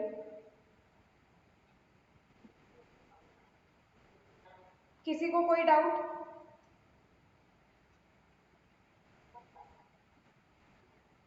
No? जाना है नेक्स्ट क्वेश्चन पे? आ जाओ 9th क्वेश्चन पे। थोड़ा लाइट क्वेश्चन है अभी, आई गेस यही एक क्वेश्चन था जो थोड़ा सा हटके और हैवी था, बाकी के क्वेश्चंस इतने अलग नहीं है। Okay,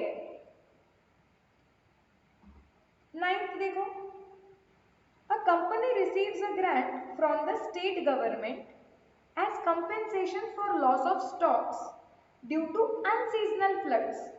Okay, the entire grant received is credited to capital reserve. How would you deal with the above? Question पढ़ो शांति से, तुम्हारे दिमाग में क्या आ रहा है वो लिखो, take 5 minutes and then we'll check.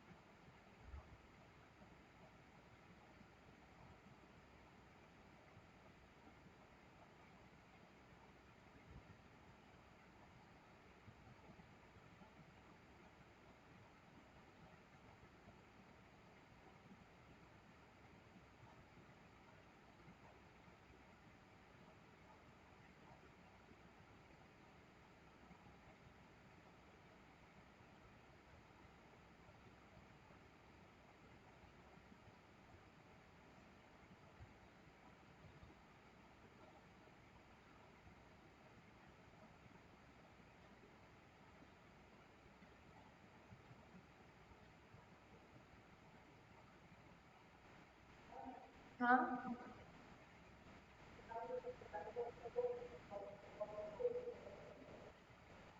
यहाँ पे जो ग्रांट है वो मॉनेटरी है क्या? हाँ, मॉनेटरी है।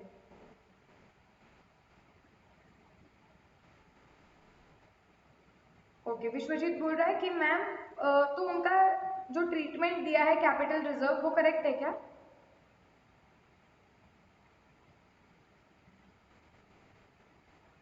जोर से थोड़ा। करेक्ट नहीं है, विश्वजीत बोल रहा है, ऐसे मुझे लग रहा है। ओके, विश्वजीत तुम इसके लिए आंसर में क्या रीजंस दोगे तुम्हारा सपोर्ट करने के लिए कंक्लूजन?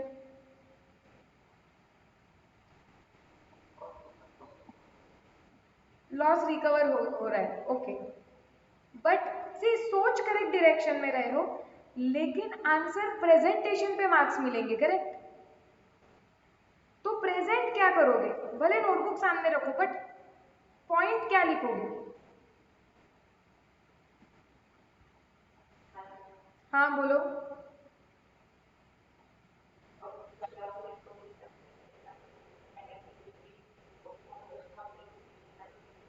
हाँ,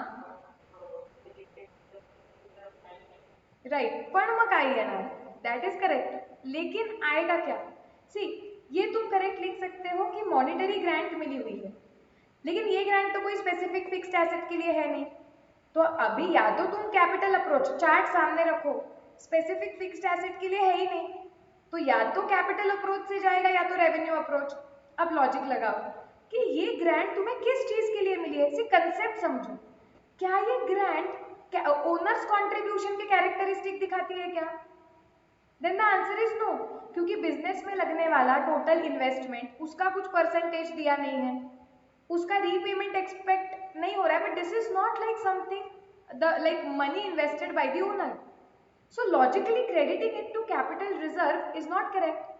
Now if you think this government grant is given to compensate the loss of stock, मतलब लॉस ऑफ स्टॉक, जो स्टॉक अनसीजनल फ्लड्स के वजह से जो लॉस हुआ, वो लॉस को काटने के लिए ये मिला हुआ है government grant, correct? So we can say this loss is given to compensate the loss of stock, sorry this grant is given to compensate the loss of stocks due to unseasonal floods, correct? मुझे बताओ, ये अगर unseasonal floods के वजह से तुम्हारा stock destroy हो जाता है, तो उसका लॉस कहाँ पे कैप्चर होता है, कहाँ पे दिखता है?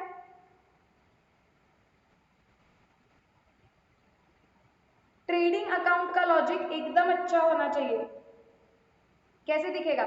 सपोज मैंने एक पेन खरीदा है, तो वो टू परचेजेस के हेडिंग के अंदर ट्रेडिंग अकाउंट में आएगा 10।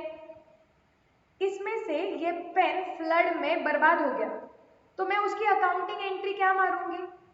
ये 10 रुपए, ये 10 रुपए का जो पेन है, सबसे पहले वो ट्रेडिंग अकाउंट में से बाहर निकाला जाएगा, क्योंकि लॉजिक अगर क्लियर है तो याद रखो, यहाँ पे सेल्स आता है, और ट्रेडिंग अकाउंट में करेक्ट प्रॉफिट तभी निकलेगा जब तुम्हारा सेल्स और cost of goods sold match होगा। तुम्हारे ट्रेडिंग के डेबिट में सेल्स और जो गुड्स बेचे हैं उनका ही कॉस्ट रहना चाहिए।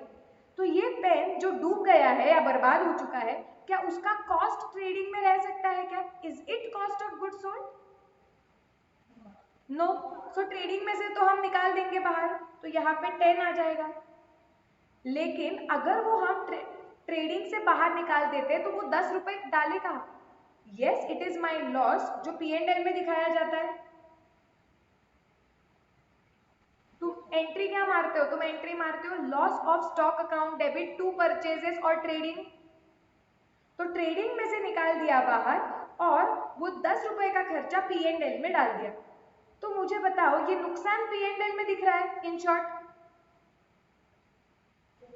तो ये नुकसान को काटने वाला जो ग्रांट है, वो कैपिटल रिजर्व में डाल के क्या करोगे? ओनर ने दिया हुआ कैपिटल जैसा उसका कुछ कैरेक्टरिस्टिक है क्या? हाँ, ये लॉस को काटने वाला ग्रांट हुआ ना, तो लॉस हुआ ही नहीं तुम्हें इन शॉर्ट, क्योंकि गवर्नमेंट ने वो पैसे तुम्हें वापस दे दिए। तो P&L में लॉस दिख रहा है, तो इसको काटने वाला जो गवर्नमेंट ग्रांट है वो भी तो P&L में दिखना चाहिए। यस और नो लॉजिक समझ रहा है? यस तो हम लिखेंगे कैसे? See we can say that this grant is a monetary grant. According to Accounting Standard 12, the grants can be accounted for using capital approach or revenue approach. Since this grant does not show characteristic of promoter's contribution, it cannot be credited to capital reserve. This grant is specifically given to compensate the loss due to loss of stock because of unseasonal floods. Now this loss is captured in P&L account. Thereby this grant is given to cancel to compensate that loss, and therefore being revenue in nature it should also be credited to P&L. Clear?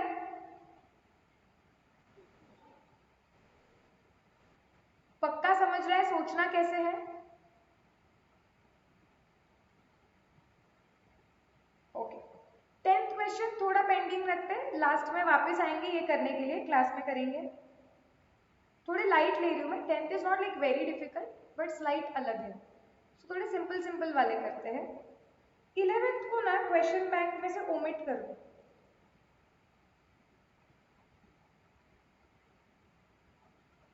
12th को लिख दो letter, क्योंकि इसके लिए और एक accounting standard लगता है, उसके बाद हम 12th सॉल्व कर पाएंगे. तुम लिख सकते हो after accounting standard 11, S 11.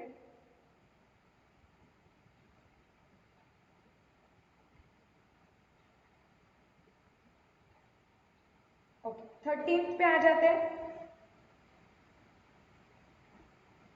Supriya Limited received a grant of rupees 2,500 lakhs from the government during the last accounting year. Last accounting year में मिला था 2,500 lakhs का. किसके लिए मिला था? For welfare activities to be carried on by the company for its employees. ताकि company अपने एम्प्लॉयज के लिए कुछ वेलफेयर एक्टिविटीज कर सके. The grant prescribed conditions for its utilization. बोला था कि ये तुम कुछ कंडीशंस दिए होगे कि ऐसे ऐसे यूज करना है या इन्हीं चीजों पे यूज करना है. However, during the current year, it was found that the conditions of the grants were not complied with. लेकिन हमें ऐसा पता चला कि ये जो ग्रांट के कंडीशंस थे ये कंप्लाई नहीं हुए. Okay. And the grant had to be refunded to the government in full. और गवर्नमेंट को पूरा फुल हमें दे देना पड़ा. ओके. रिफंड कर देना पड़ा. Explain the accounting treatment under accounting standard 12. शांति से सोचो, 5 मिनट लो, जितना स्टैंडर्ड के प्रिंसिपल्स समझ में आ रहे हैं जो यहाँ पे यूज कर सकते हो उस हिसाब से आंसर लिखो, देन विल डिस्कस.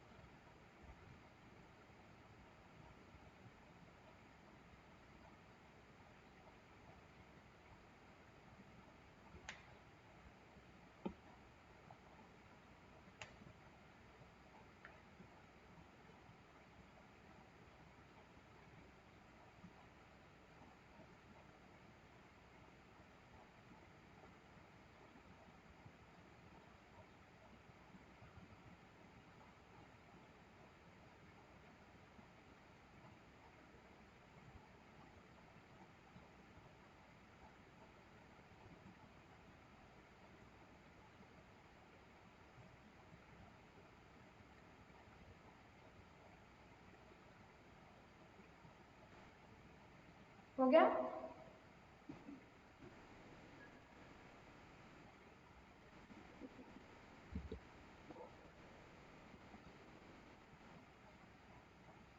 सलोनी ने इसका आंसर दिया था, this grant is income nature because it is related. हाँ करेक्ट था। सलोनी इसका भी आंसर लिख दो, सलोनी वैभवी इसका आंसर लिख दो, ये क्वेश्चन का तुम्हें क्या लग रहा है?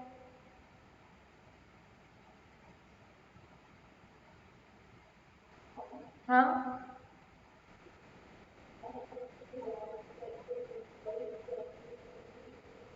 हाँ, एम्प्लॉय के वेलफेयर के लिए जो तुम एक्टिविटीज कंडक्ट करने वाले हो उसके लिए मिला हुआ है।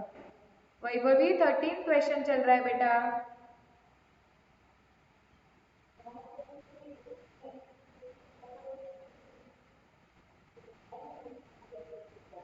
हाँ तो जरूरी है क्या हमेशा फिक्स्ड एसेट के लिए ग्रांट मिलना चाहिए? हाँ चलो विश्वजीत तुम्हें आंसर देना है, बताओ क्या करोगे? मैम ये लायबिलिटी हो जाएगी क्या? ओके, क्यों क्यों सोच रहे हो ऐसे?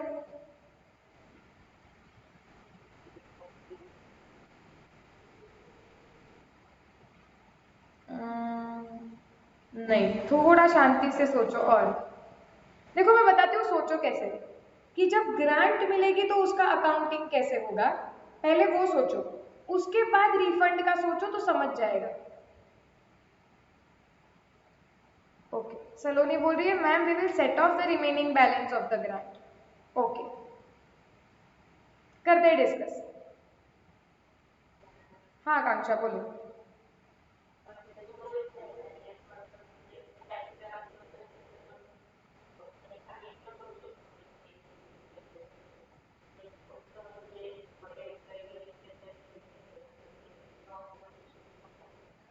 हाँ थोड़ा आकांक्षा करेक्ट डायरेक्शन में सोच रही है।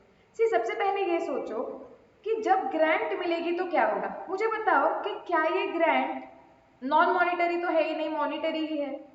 स्पेसिफिक फिक्स्ड एसेट के लिए मिली ही नहीं है, अदर पर्पजेस के लिए मिली है। तो क्या ये अदर पर्पज में मुझे बताओ कि क्या ये ओनर्स कंट्रीब्यूशन के कैरेक्टरिस्टिक्स कुछ रिप्रेजेंट करती है क्या? क्लियरली बताया है कि एक पर्टिकुलर जो कॉस्ट है वो पर्टिकुलर कॉस्ट को काटने के लिए दी गई है ये ग्रांट। तो ये ग्रांट जब मिली होगी, अज्यूमिंग कि वो एम्प्लॉय के वेलफेयर की एक्टिविटीज एक ही साल में खत्म हो गई, तो इसका मतलब वो एम्प्लॉयज के वेलफेयर एक्टिविटीज का खर्चा गया होगा P&L में, और वो खर्चे को काटने के लिए ये ग्रांट दी गई है। सो जब ग्रांट मिली होगी it would have been credited to P&L। Yes, this would have happened.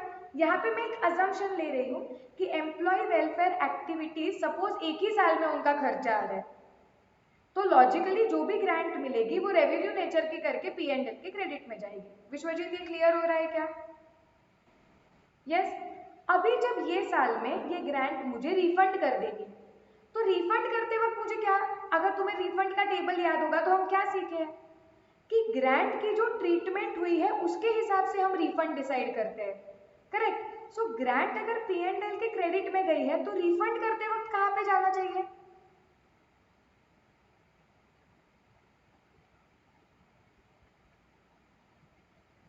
बताओ रिफंड करते वक्त कहाँ जाना चाहिए?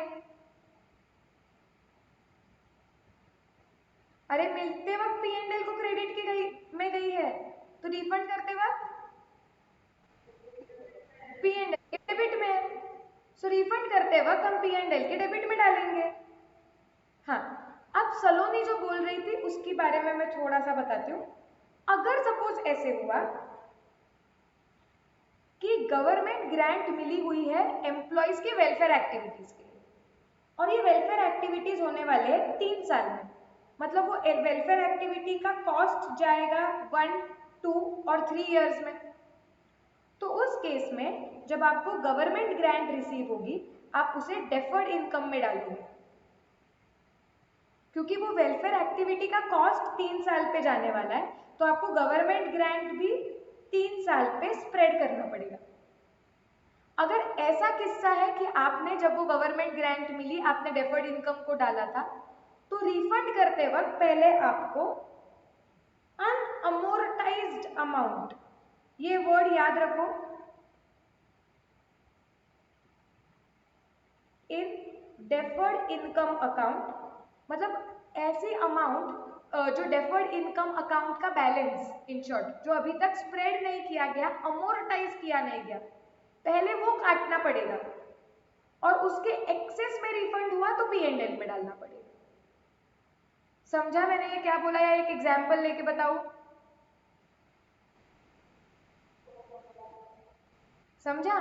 सो बेसिकली हम लोग क्या बोलेंगे कि अज्यूमिंग, पहला assumption कि assuming that the employee welfare activities will be conducted only for 1 year. So it means that when the grant was received, it would have been credited to P&L. So now since the grant is to be refunded, P&L account has to be debited. ये एक मुद्दा रहा। हाँ, अगर आपने ऐसे लिखा कि assuming that welfare activities will be spreaded over 2 to 3 years or multiple years, the grant should first be credited to deferred income and it should be spreaded to P&L in the pattern of the cost. Under such scenario or in such scenario, when the grant is refunded, the unamortized amount in deferred income account or the balance in the deferred income account should first be set off. Any excess refund should be debited to P&L. Are we clear या ऊपर से गया सच बताओ?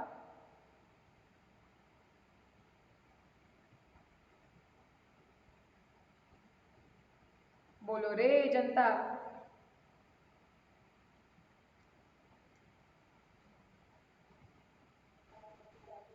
विश्वजीत सलोनी, yes. योगिनी, आकांक्षा,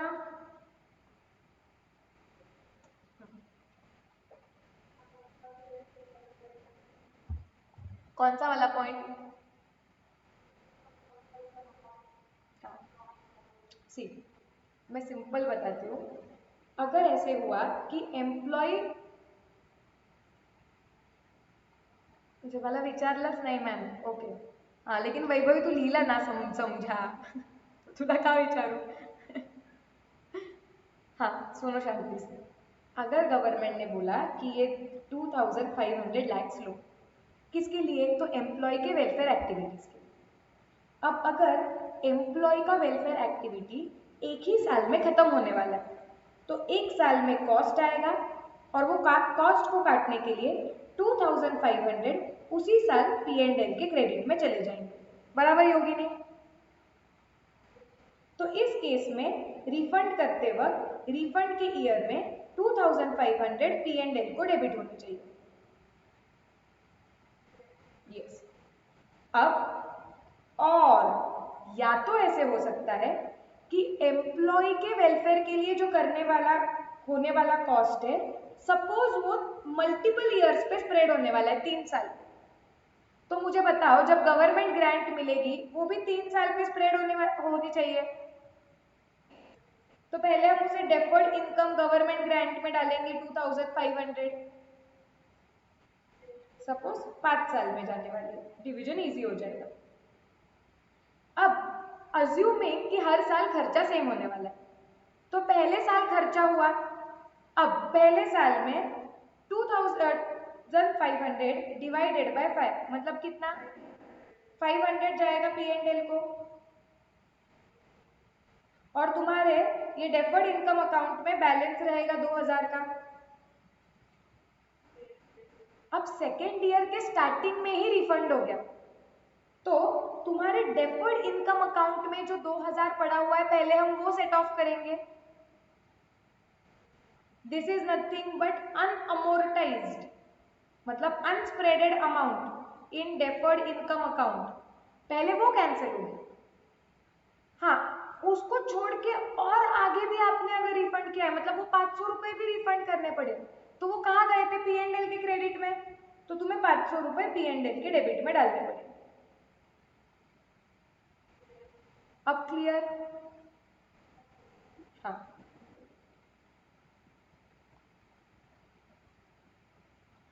done. जाना है आगे? ये ना, इधर आगे जाने के पहले मुझे और एक इम्पॉर्टेंट चीज आपको बोलनी है। ये हाँ, प्राइमरीली ये क्वेश्चन का आंसर मेथड ना, मतलब ये ऐसा ही एक्सपेक्टेड है कि जब आप रिफंड करोगे तो P&L के क्रेडिट में डालो, ये वाला पार्ट किसी ने ज़्यादा सोचा नहीं है, लिखोगे तो कुछ मार्क्स नहीं कटेंगे, बट P&L के क्रेडिट में जाना चाहिए। जब गवर्नमेंट ग्रांट मिलती है और रिफंड होते वक्त P&L के डेबिट में। एक चीज इंपॉर्टेंट जो आपने आंसर्स में लिखनी चाहिए, स्टैंडर्ड का एक वर्डिंग मुझे आप लोगों को पढ़वाना है।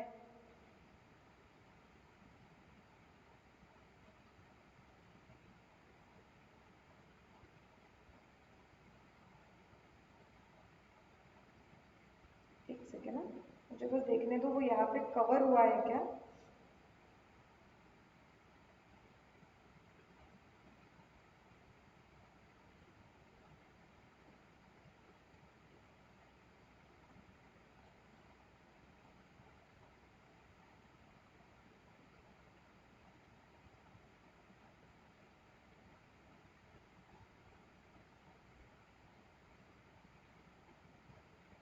हाँ, know important part,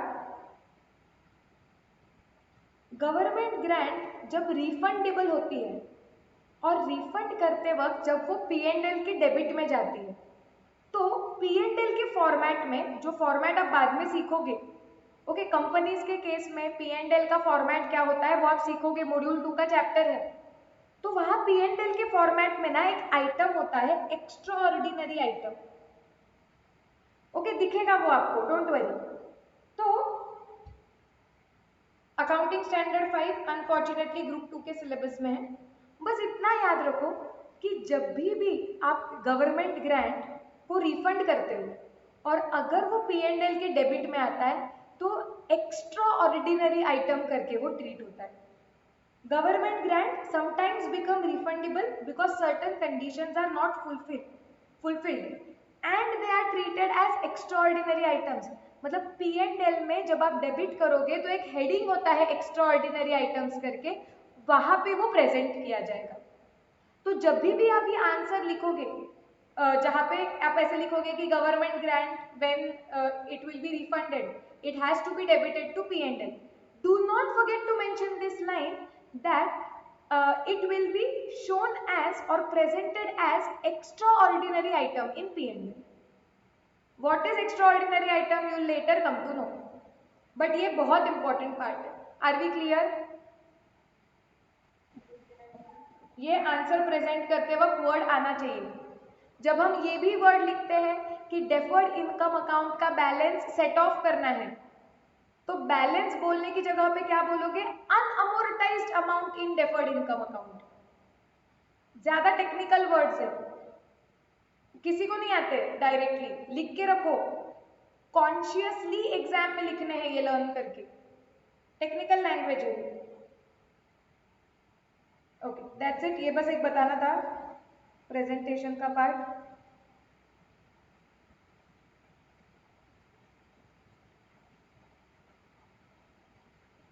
okay stop करना है यहाँ पे या लू और एक क्वेश्चन?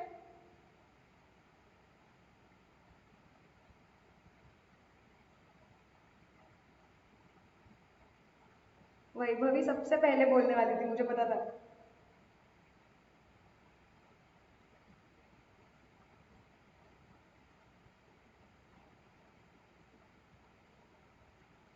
बताओ जल्दी, एक क्वेश्चन लेना है तो ले लेती हूँ मैं।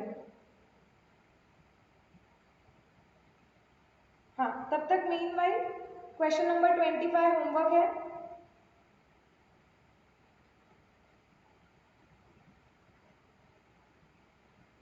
Question number 22 homework.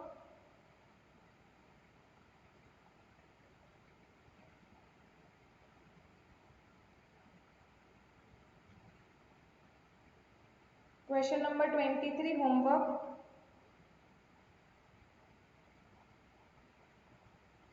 इतना इतना तो करो।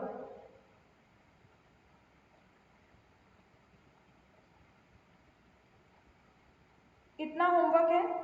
अब हमारे थोड़े ही क्वेश्चंस बचे हैं क्लास वर्क के, तो कल के लेक्चर में हम क्लास वर्क खत्म करेंगे, होमवर्क प्रॉब्लम्स टाइम मिला तो डिस्कस करेंगे। Okay then what we are going to do is tomorrow, हाँ होमवर्क क्वेश्चन ये कंप्लीट करके होमवर्क क्वेश्चंस भी डिस्कस कर लेंगे। और जो थोड़े होमवर्क क्वेश्चंस बचेंगे वो तुम्हारा कल के लिए अगले 2 दिन में होमवर्क होगा, then will check. Okay, I am telling you, जो भी तुम्हारा इन्वेस्टमेंट अकाउंट का होमवर्क है वो कल के दिन में बैठ के कंप्लीट करो, क्योंकि मंडे को वो चेक होगा और फिर ट्यूसडे से हम नया चैप्टर स्टार्ट करेंगे। Are we absolutely clear about this?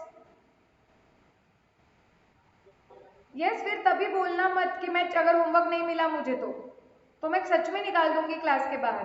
तभी मैं कौन कौन से भी क्वेश्चन का तुम्हें फोटो बोलूंगी भेजने के लिए। So Monday is homework checking of investment accounting, by which I mean AS13 also. Tuesday new chapter, probably Thursday Friday में से इसके बचे हुए क्वेश्चंस चेक कर लेंगे होमवर्क के। डन?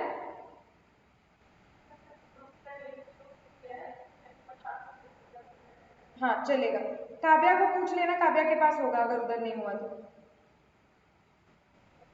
Yes, okay. हाँ, एक मिनट, हाँ मैं रिकॉर्डिंग स्टॉप कर देती हूँ।